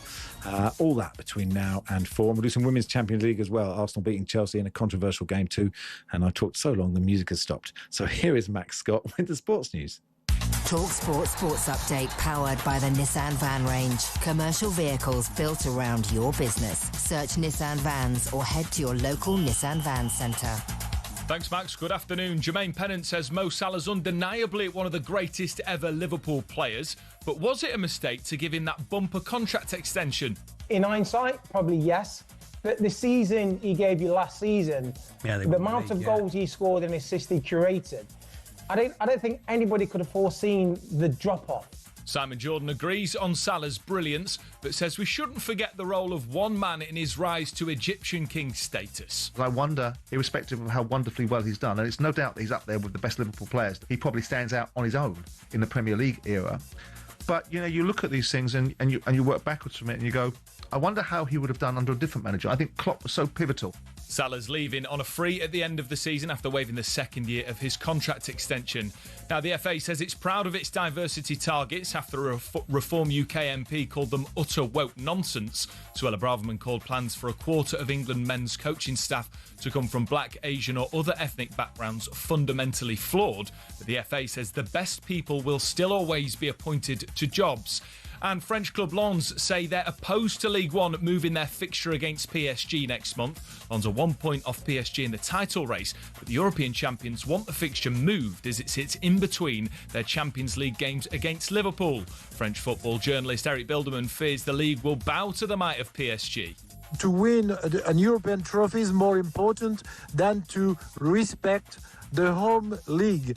To me and to most of the French football lovers, this is a shame. Get all the latest on the website at talksport.com. talkSPORT News. Police have confirmed the 2 men arrested following an attack on Jewish ambulances are British nationals, and the Health Secretary says it's not good enough an NHS trust in Kent took so long to report a suspected meningitis case. More from the news team in half an hour. talkSPORT weather with QuickFit. The tyre transfer window is hotting up and we've signed a multi-generational talent with Continental Tyres. Visit quickfit.com and book today. Staying windy this afternoon, scattered showers on the way tonight, especially in the far north, turning dry and clear for most later.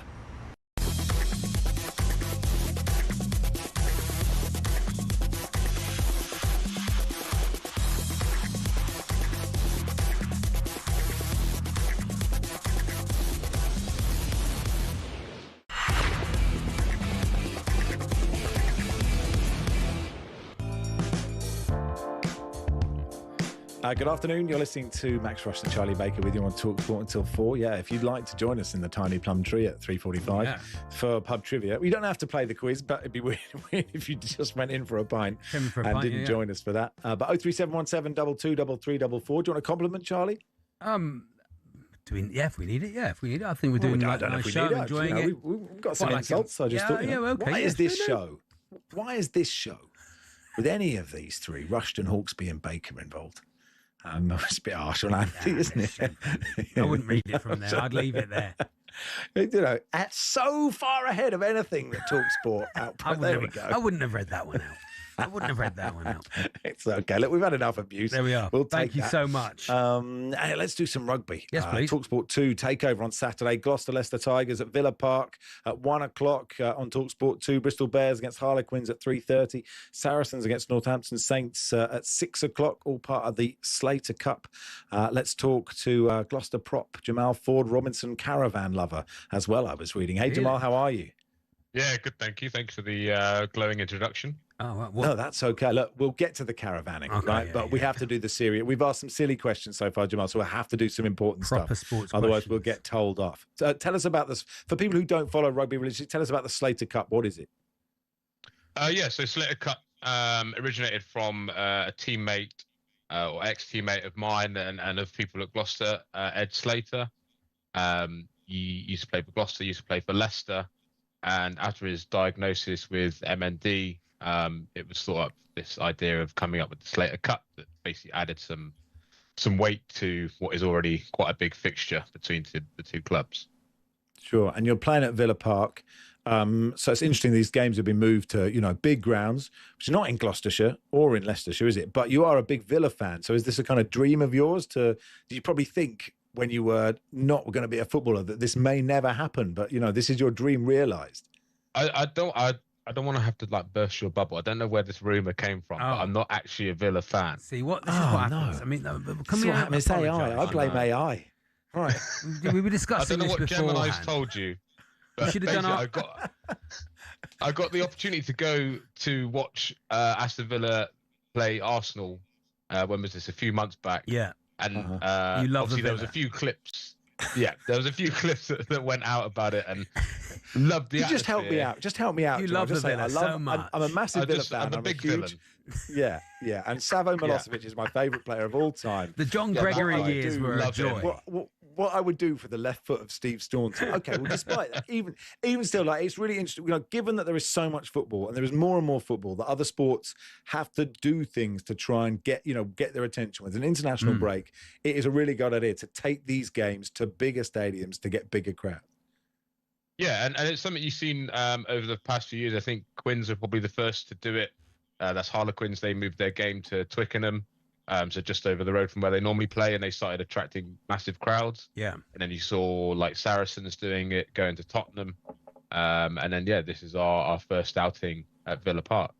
On that note, I mean, you are a vlogger, aren't you? You do lots of crossover work, and you try and bridge the gap between the fans and the locker room, and bring the fans with you on your rugby journey.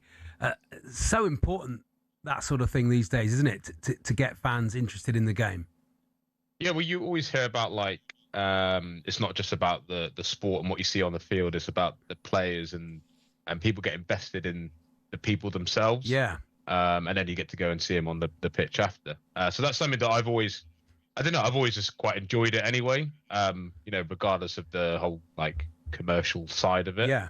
But yeah, I'm always a pretty open book, and I like to do my things, like my quite unique things that you've already alluded to. Yeah. Is your biggest, your most viral one having your broken nose mended? Tell us about that one. Yeah, that's probably up there. That's obviously, in rugby, that's quite a common thing. But yeah, I'd had my nose broken in a game, and then obviously you trying to get it back in place pretty quickly after the game. So I've seen the doc. And normally I know these things are going to be quite funny. So I got my mate to record it. And it just so happened that the doc that was on is just a hilarious bloke. He's so good. And as you see on the videos, you just had a very good interaction about him questioning if he'd done his job and actually got it straight or not. So is that when they how do you get any drugs? Do they give you do they give you anything, or they just go take your nose and wrench it? No, I held on to a towel, if that counts. Oh, right. Old school. Old school. Yeah. And just hold on to that and take a deep breath. Hold on to it. I'm assuming the towel is to hold on to, not to wipe up afterwards. I'm assuming. Yeah. You played at Northampton Saints, Franklin's Gardens. I've been there a few times. Brilliant atmosphere. You're at Gloucester now. You've been at Bristol. The Gloucester's got the Shed, isn't it? It's a big, famous sort of old school rugby stand. Where's the best atmosphere? I know you're going to say Gloucester because that's where you are at the moment, Jamal. But where do you like to play? Where have you liked to play the most? Yeah, I would love to say it's not Gloucester because I am a bit biased, but it is. It is amazing. Like you said, the Shed is probably the most iconic stand in English rugby. In saying that, Leicester, which is where I went for my formative years in the academy, that was an amazing atmosphere to play at Welford Road. Again, where I've been, Northampton is a good place, but Gloucester's definitely the best. I'm absolutely terrified to ask this question now, Jamal. But before the show, they were saying he was a wrestler who transitioned to rugby, and then I checked and said you wrestled once, but maybe you've never. The Aston Villa wrestler. The Aston Villa. My in-ring name was the Villain. Did you ever wrestle? I ask everyone this. Do you ever? No, you ever that wrestle? one is correct. Okay, that one is correct. Yeah. Tell us about that.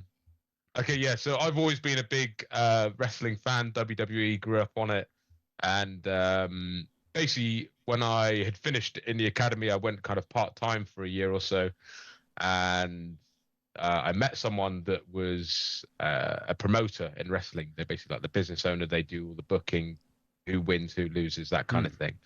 And I was like, always liked watching it. Is there an opportunity for me to do it? And so I ended up going and training a couple of times. And then they had this trainee show, and I got my match. Wow.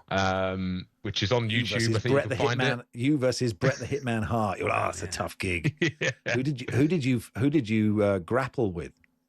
I grappled with a guy called Tyson James, his name. Right. Sounds tough. Okay. But I let him have it. Obviously. Yeah. But yeah, I only had the opportunity to do that one match, and then I had to move down to Cornwall not long after. And Pirates, so I'm 1-0. I'm undefeated. So I've got friends who've done wrestling, and they all said it really, really hurts.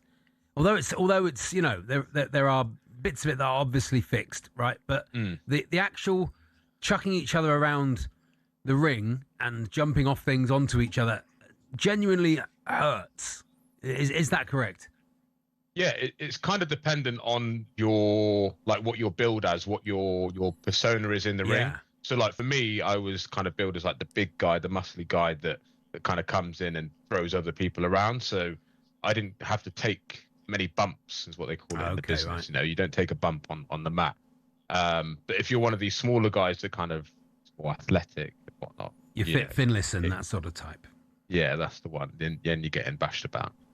Right. Did you knock out the Undertaker with a chair? No, just a swift clothesline. That's all he needed. Oh, good. Good. And then a figure 4 leg lock. That's good. Look, and now caravans. You've got all the terminology. Yeah. There's nothing we don't know. I just asked Gerwyn Price how many darts he owns. Now, what caravan are you currently? Are you currently with Caravan, or are you having some time away from? Or maybe you don't like caravans either. No, the caravan is true. The caravan is true. Good. Yeah, this was. It came about because with sport, the time that you get off is very much last minute. You might get knocked out of a cup or knocked out of Europe, and it's you got a week off. And for me and my wife, and we've got 2 dogs, it was always that's not enough time to really plan anything. She needs to take time off work. So it's right, we'll just get a caravan, and then any sort of weird weekend or whatever, we can just tow it up and away we go. Beautiful stuff. I love that. What an idea. Because you're not small, Jamal, and so your instant thought would be, that would be quite tricky to, to find a caravan that's spacious enough. But you can get a good. You're happy inside. You in a Sprite or a Swift Contiki? What are you in? We have actually got a Sprite. Yeah, we've got a Sprite. It's a little 4-berth, as they call it. What a guess! What a guess! The only caravan name I knew. And it came up trumps. I looked like I knew everything about caravans. It was very impressive, Charlie, I have to say. Yeah, we got a little fixed bed at the back, and then the sofas fold down at the front. Oh my that's where the dogs sleep on there. Yeah, it's good. Lovely stuff. Thanks for answering all our questions, Jamal. I mean, what a nice man. How it works. You're a really nice man. You're a really nice man, Jamal. Thank you so much. Yeah, we enjoyed that. Thank you for coming. Good luck at the weekend, and good luck playing at your beloved Villa Park. He loves the Villa. You can't believe it. A childhood dream come true. have a good game, Jamal. Thanks for coming on. Cheers. Thank you. There we are, Jamal Ford Robinson there. Villa fanatic. He has Nigel Spink's face tattooed on his backside. There he is, playing his What a nightmare. As Gloucester play Leicester. It's been an absolute disaster, this show today. But lots of it's been good, but some of it's been like a train wreck. Been dreadful. Billy says Max and Charlie's wrestling knowledge is second to none. You know lots. Whereas this text says this is a complete waste of car battery. Hey, turn the ignition on. It's all right. I just guessed what caravan someone had just from talking to them. That's really impressive. It was impressive. When I go makes of caravan, I've got nothing. Makes of tractor, of course, I've got Ferguson, but nothing in the caravan department. Gloucester Leicester, 1 o'clock on talkSPORT 2. Bristol Bears Harlequins is at 3:30, and Saracens versus Northampton Saints is on talkSPORT 2. That's at the Tottenham Hotspur Stadium. Bristol Harlequins at the Principality Stadium, and of course Gloucester Leicester at Villa Park. It is Rushden and Baker on talkSPORT in partnership with Toolstation. Get your home spring ready with great deals on top paint brands like Dulux Crown and Leyland. Carry on. Come on. Keep going, guys. Keep going. We've got 45 minutes. Head on. 3 bits. We can do it. Next stop, Toolstation.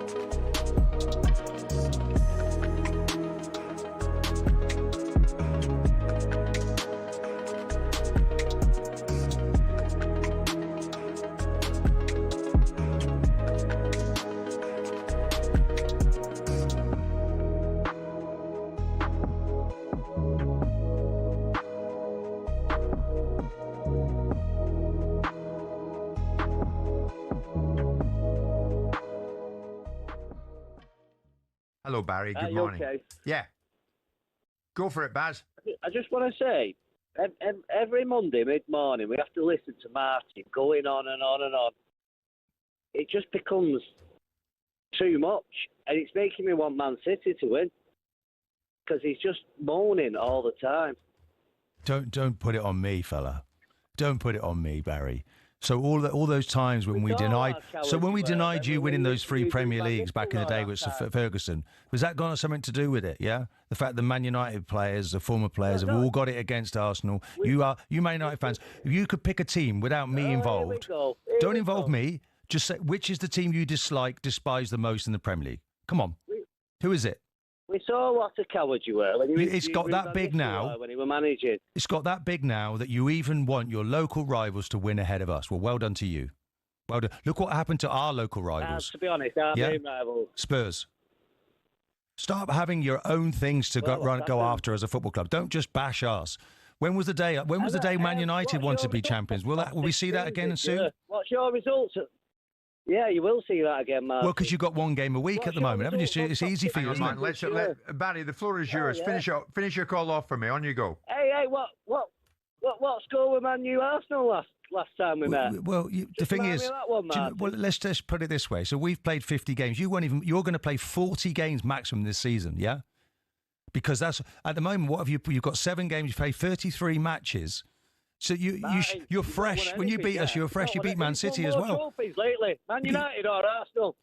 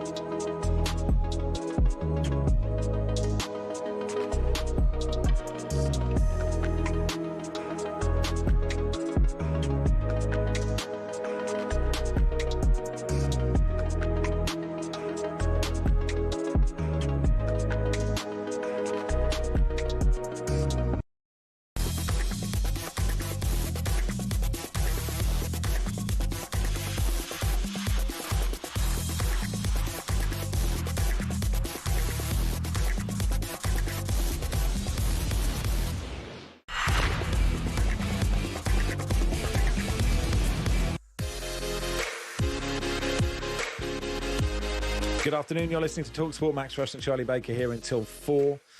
If you would like to join us at the Tiny Plum Tree for pub trivia at 3:45, 03717 22 344. We'd like one person to come into the pub, just one. Someone will be here. You don't have to do the quiz if you don't want to. Slightly odd if you don't, but it's up to you. That's a bit of Women's Champions League. Arsenal beat Chelsea 3-1 last night. Chelsea manager Sonia Bonpastor spoke to CBS Sports after the game and slammed the refereeing. Some of the goals we scored were actually valid, and I'm really upset about that. No matter if we won or lost the game, and it's always easy to complain about the referee when you win, but I think it's not good enough. When you are playing a quarter-final of the Champions League and you have the VAR, I think it's not possible to have that level of refereeing. Let's talk to Uma Gurav, talkSPORT's women's football reporter. Hey, Uma, you good? Hey, Max, I'm good. How are you? Yeah, really good. I mean, she's talking about this disallowed goal, right? Which is so soft, isn't it? Yeah, you go back and you watch it. Viola Berman puts the ball in the back of the net. She jumps up high, gets there, and it's such a soft push on Laia Cadena, the back of her shoulders, and Cadena goes to ground. But the problem is the referee immediately rules out the goal. VAR then checks it. But what Sonia Bonpastor is alluding to there is VAR doesn't mean anything if the standard of refereeing in the game isn't good enough. And we talk about why VAR isn't in the WSL, but it's because consistently, this isn't the first time this has happened, we're seeing referees get the call wrong. And even, you think if that referee had allowed that goal to stand, VAR probably wouldn't have overturned it. So it comes down to what the referee's call is the first time, regardless of what VAR says. And it's not the first time Chelsea have been hurt in this competition. This is the first season VAR has been in place in the Women's Champions League for the full season. And I think back to that draw against Barcelona, they should have won that game because Catarina Macario had the ball in the back of the net. She was deemed to be offside. I don't think she was. So you can see why Bonpastor's upset. Yeah, really frustrating. Is it a general, Charlie, crisis of refereeing in the women's game, or is it just, their big decisions are wrong? Sometimes it happens in the men's game too.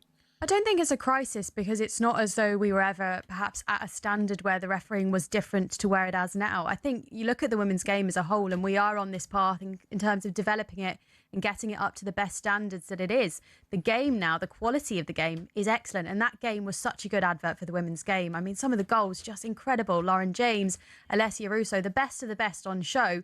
But perhaps, we know that there's a shortage of a lot of things across the women's game. We were talking about coaches a few days ago because FIFA brought in that ruling requiring there to be a certain number of female coaches at women's tournaments. But just as there's a shortage of coaches, there's a shortage of referees. And that's because women aren't being encouraged maybe to go into the game. And I'm not saying that it has to be women's referees in the women's game, but we do see more of that because it feels like the place where they're perhaps training up referees. And that, as Sonia Bonpastor also goes on to say in that interview, that's wrong because we need the best referees for the best games, even if that means looking to the likes of the Premier League. Very rare that everyone always goes, great refereeing, though, across the whole tournament.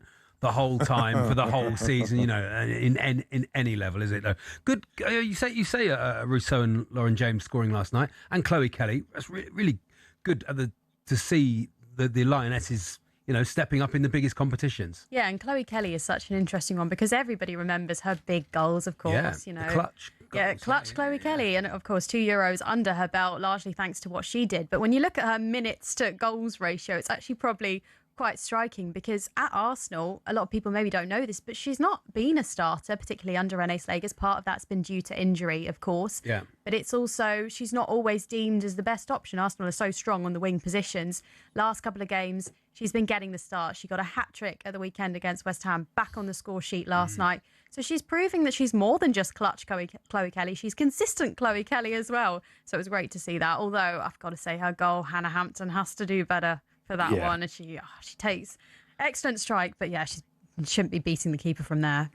I mean, for my money, the goal of the game is Rousseau's. Like, the first touch is so brilliant because she's got so much work to do to try and create space to be able to get a shot away, and then she gets the shot away so quickly. I thought that is elite centre forward play.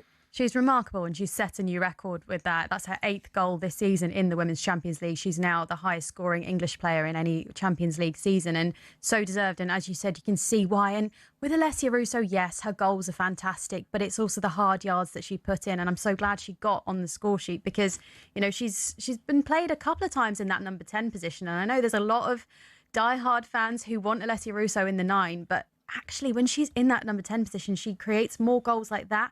She creates more assists. She helps Stina Blackstenius, who's more of an out-and-out forward number 9.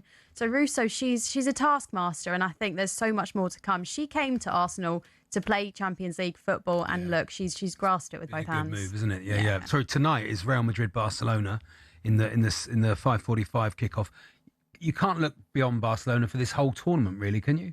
No, you can't. Although, of course, you know, you look at perhaps the final against Arsenal last year, and Chelsea, they did manage to draw against Barcelona. So I think Barcelona are also a bit like Chelsea, not perhaps the beast they once were, but when it comes to that tie against Real Madrid, Barcelona are all over that. Real Madrid, the women's team, just aren't quite there yet. They've got some big stars, the likes of Caroline Weir, of course, who plays at Scotland, but I think I would expect Barcelona to win that very, very comfortably. And, you know, they can't quite seem to stop winning when it comes to Champions League. And I was saying to you earlier, is that because they've been? Do you think they're so strong because they've been in the? They're like old women's football, aren't they? They're not like with. They're old money. They're old money. So just the fact that they've been investing in it for so long, that means they get the best players and are the best team. There's certain teams, and it's a bit like Arsenal when you look at them historically, who have always cared about women's football, and it shows in their results and their pedigree. Lyon are another one, of course, who won the Champions League 8 times. Barcelona now.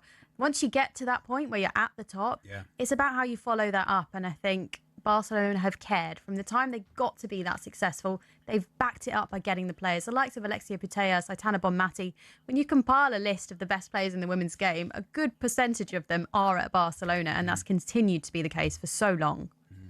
Man United, Bayern Munich at 8 o'clock tonight. What do you make of that one? Yeah, it's actually not the worst tie for Manchester United, who are, of course, competing in their debut Champions League season. They've got to this point, which is fantastic. Bayern Munich, they are a good side. We know that they, of course, turned Arsenal over in the group stages, came from 2-0 down to beat them 3-2. But actually, if anything, that game proved that if you can play well, keep tight, as Man United have done on many occasions this season, they are a beatable team. I mean, Bayern Munich have a couple of familiar names they need to watch out for. Georgia Stanway, of course. I'm sure lots of our listeners will recognise what a great lioness she is. But Man United have the willpower, they have the determination, and I'd actually back them to take an advantage tonight at Old Trafford. And if they can get a good enough advantage, maybe they can hang on to it next week as well. Brilliant.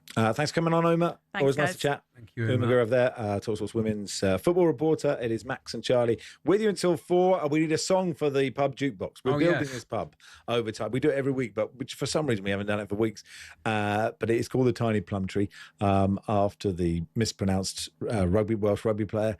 And we need some music that we'll be playing in the pub. And we'll see who turns up. So it's just a request, really, isn't it? Just a request of any song. First one that comes in. Look, just give us a song. We can play it.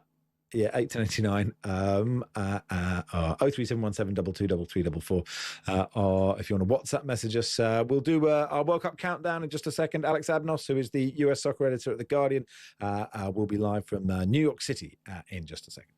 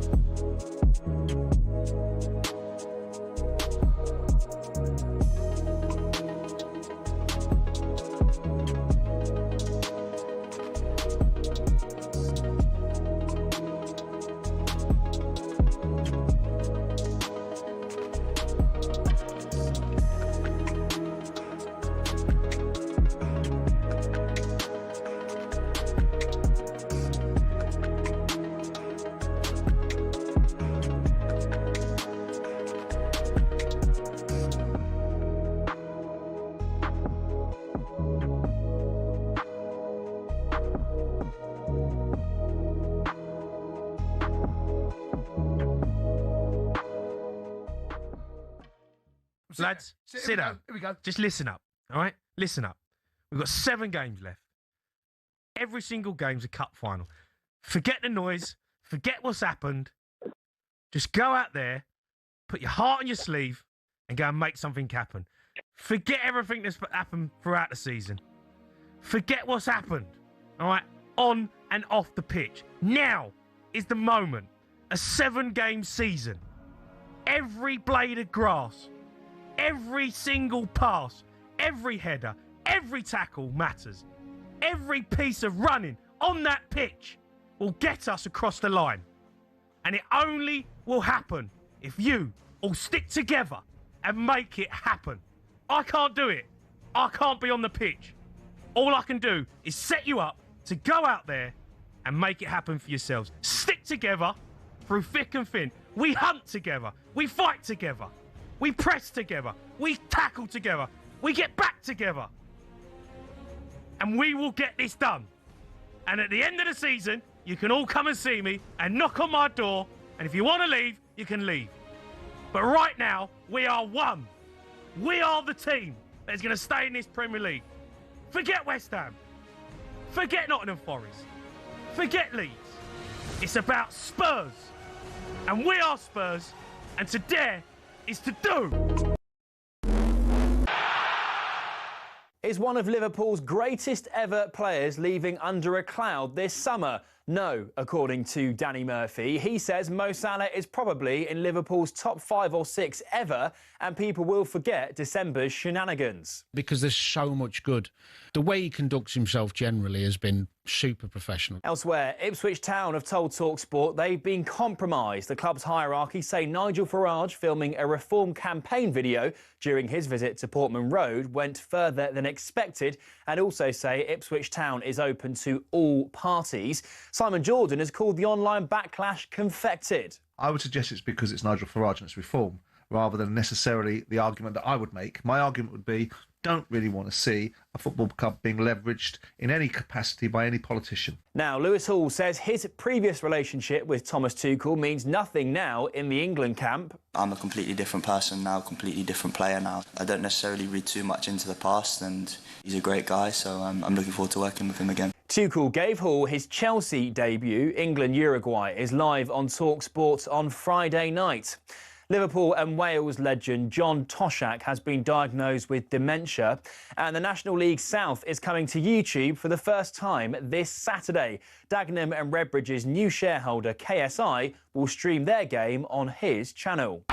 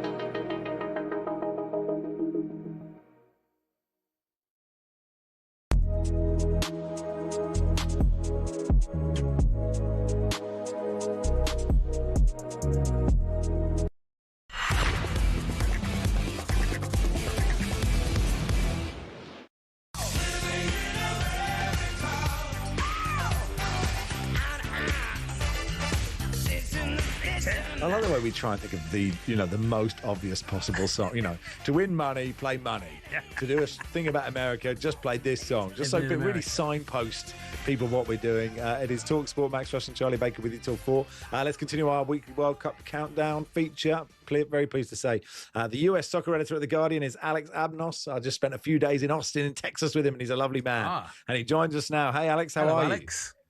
I'm doing okay. People don't know this. They play that song every morning on every radio in the U.S. Oh, really? People don't talk about it. Well, so just to remind you. It's a very appropriate choice. Remind you where you're living.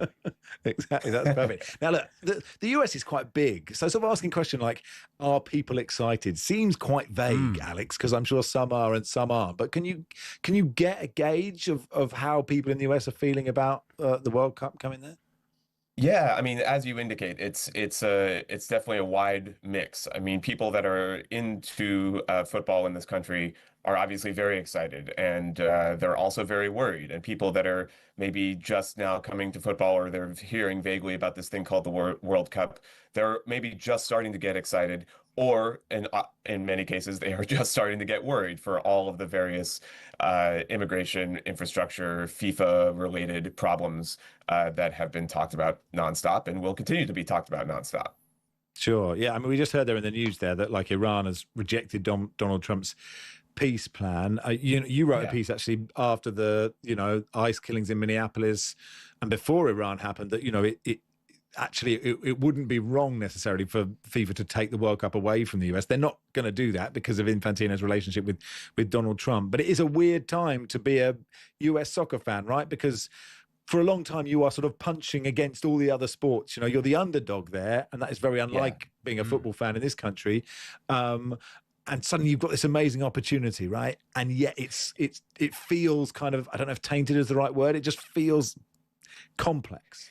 Yeah, complex is about right. I don't know that I'd say tainted, because I believe that the U.S. is a deserving World Cup host on the back of at least it's the growth in football here in this country over the last you could say 30-something years since we hosted in 1994. It's a totally different type of game here now. In 94, like I would say the vast majority of the US public was sort of just learning about like what the World Cup is, what football is, why it's important, why it's amazing, why it's the best sport in the world, et cetera, et cetera.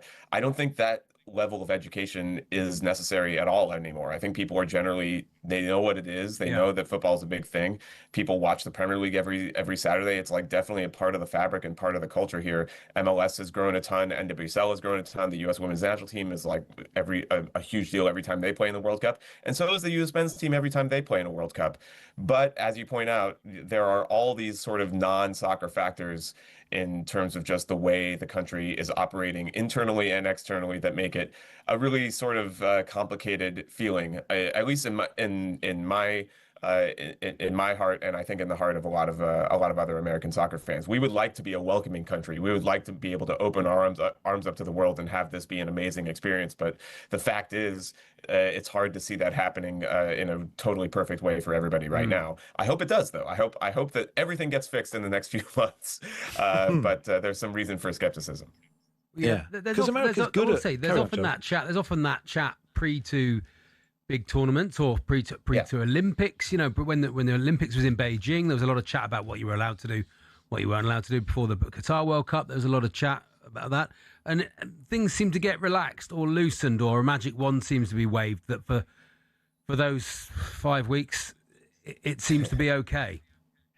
Yeah, and that is, I think, the biggest reason for optimism this time around is that I wish that there was something a little bit more concrete I could point to than it tends to work out. Yeah, sure. That's not like the best thing in the world. I would love to be able to have some concrete evidence, like this policy is going into place on this date, which will solve all these problems.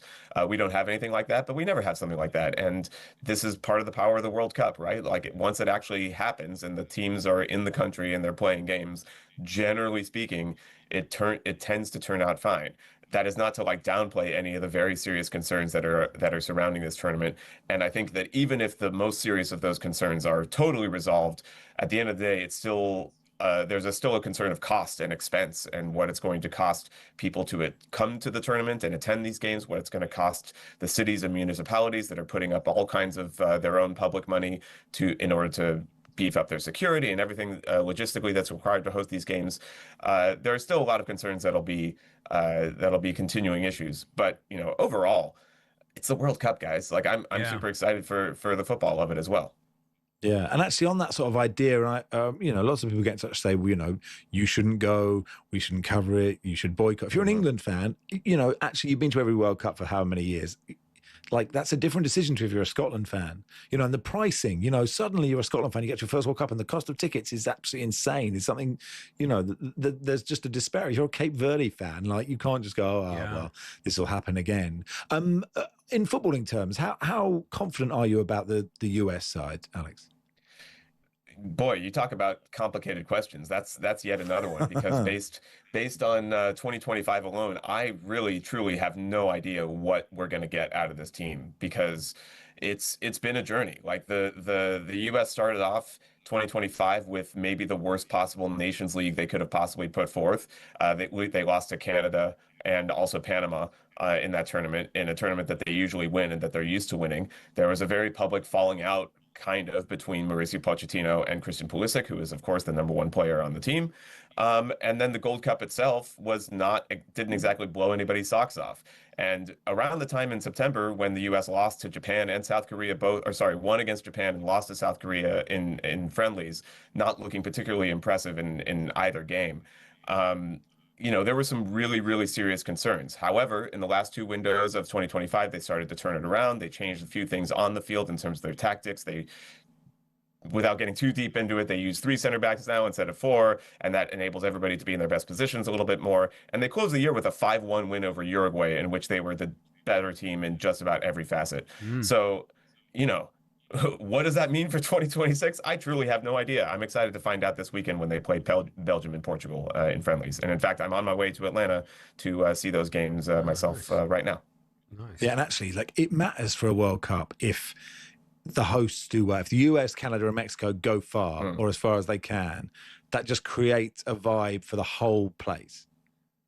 It really does. And we saw this in 1994, the last time we hosted the World Cup, when the U.S. men's national team was nowhere near on the level of public notoriety than they are now. Now, I think it's like American public does generally know that at least who Christian Pulisic is, or who Weston McKennie is. And they are aware that we have these players, and that the U.S., if not among the elite in the world, they're certainly like an up-and-coming team, I think you can pretty fairly say. So they're interested in how they're going to do. And, I think that if they are able to go on a run, get off to a good start in the group, make the knockout round, those knockout round games are going to be gigantic occasions in the U.S. Americans love a big event. They love sort of this underdog story. And once you get into the knockout rounds, the U.S. will almost certainly be that against whoever they play. But they have to get out of the group first. Quick one, Griezmann to Orlando City's, I presume, as someone who follows MLS, right? Every time a big player comes, it's such a big moment, and that's a huge signing for the league. It is. And you're going to see this more and more. The interesting thing about Griezmann to Orlando, first of all, is that Orlando City is awful this year. They're very bad. And I'm not totally sure that a player like Antoine Griezmann, as good as he is exactly what they need. They've been very defensively fragile, basically, to sum up a lot of problems in a very short line. I don't think Antoine Griezmann is necessarily going to help with that. But I think what's interesting about it, too, is that he's joining the team that has been most willing to be the rival to Inter Miami and Lionel Messi. And every time Miami and Messi end up playing Orlando, regardless of what kind of form the other are in, those are really, really sort of knockdown, drag-out, proper rivalry matches. So it'll be interesting to see Griezmann on the other end of it the first time that those two meet.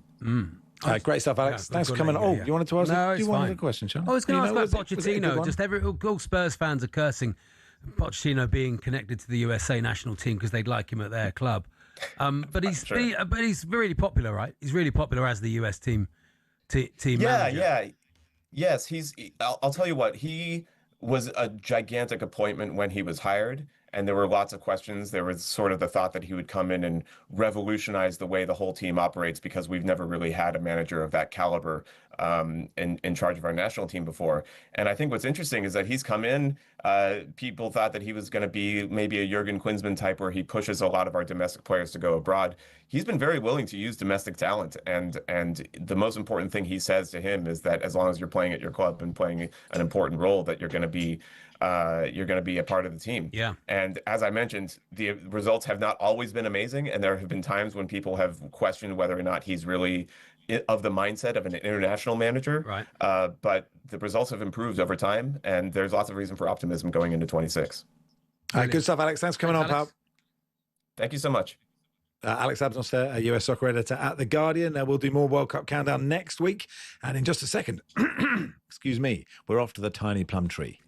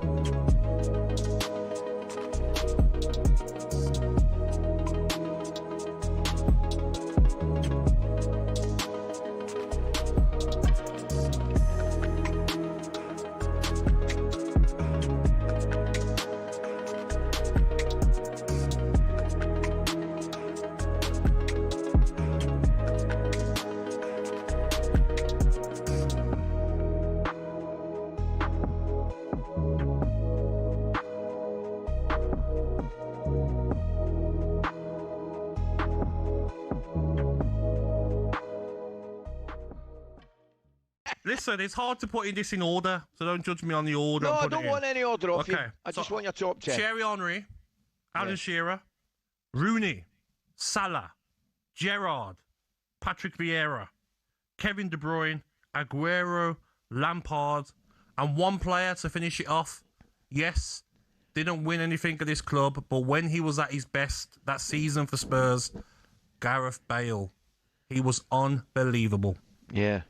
Right, now Go on, dig me out then. Go on. No, the obvious thing to do, two names that spring to mind, would hit you with them. But unlike most people, I'm going to commend you and say yes, with the vast majority of them. I mean, it's impossible to put... Do you know something? What I would say to you is this. I don't think anybody would have any arguments probably with 7 of your 10. Yeah. You might have one or two that your own favourites, like you say, you enjoy watching, and they're special to you. Henry, Shearer, absolutely different level. Yes. Different level. Absolutely different level. And you've obviously, after that, you've got Rooney, Salah, Gerrard, for me as well, would come into the equation. Lampard's absolutely in the equation. The two that I would maybe look at and say consider themselves slightly unlucky, I don't see Harry Kane, I don't see Ryan Giggs. Yep. You've not got Roy Keane in it, have you? No. You know, so there's maybe 3 that would that would certainly be in some people's top 100%. 10, Gab.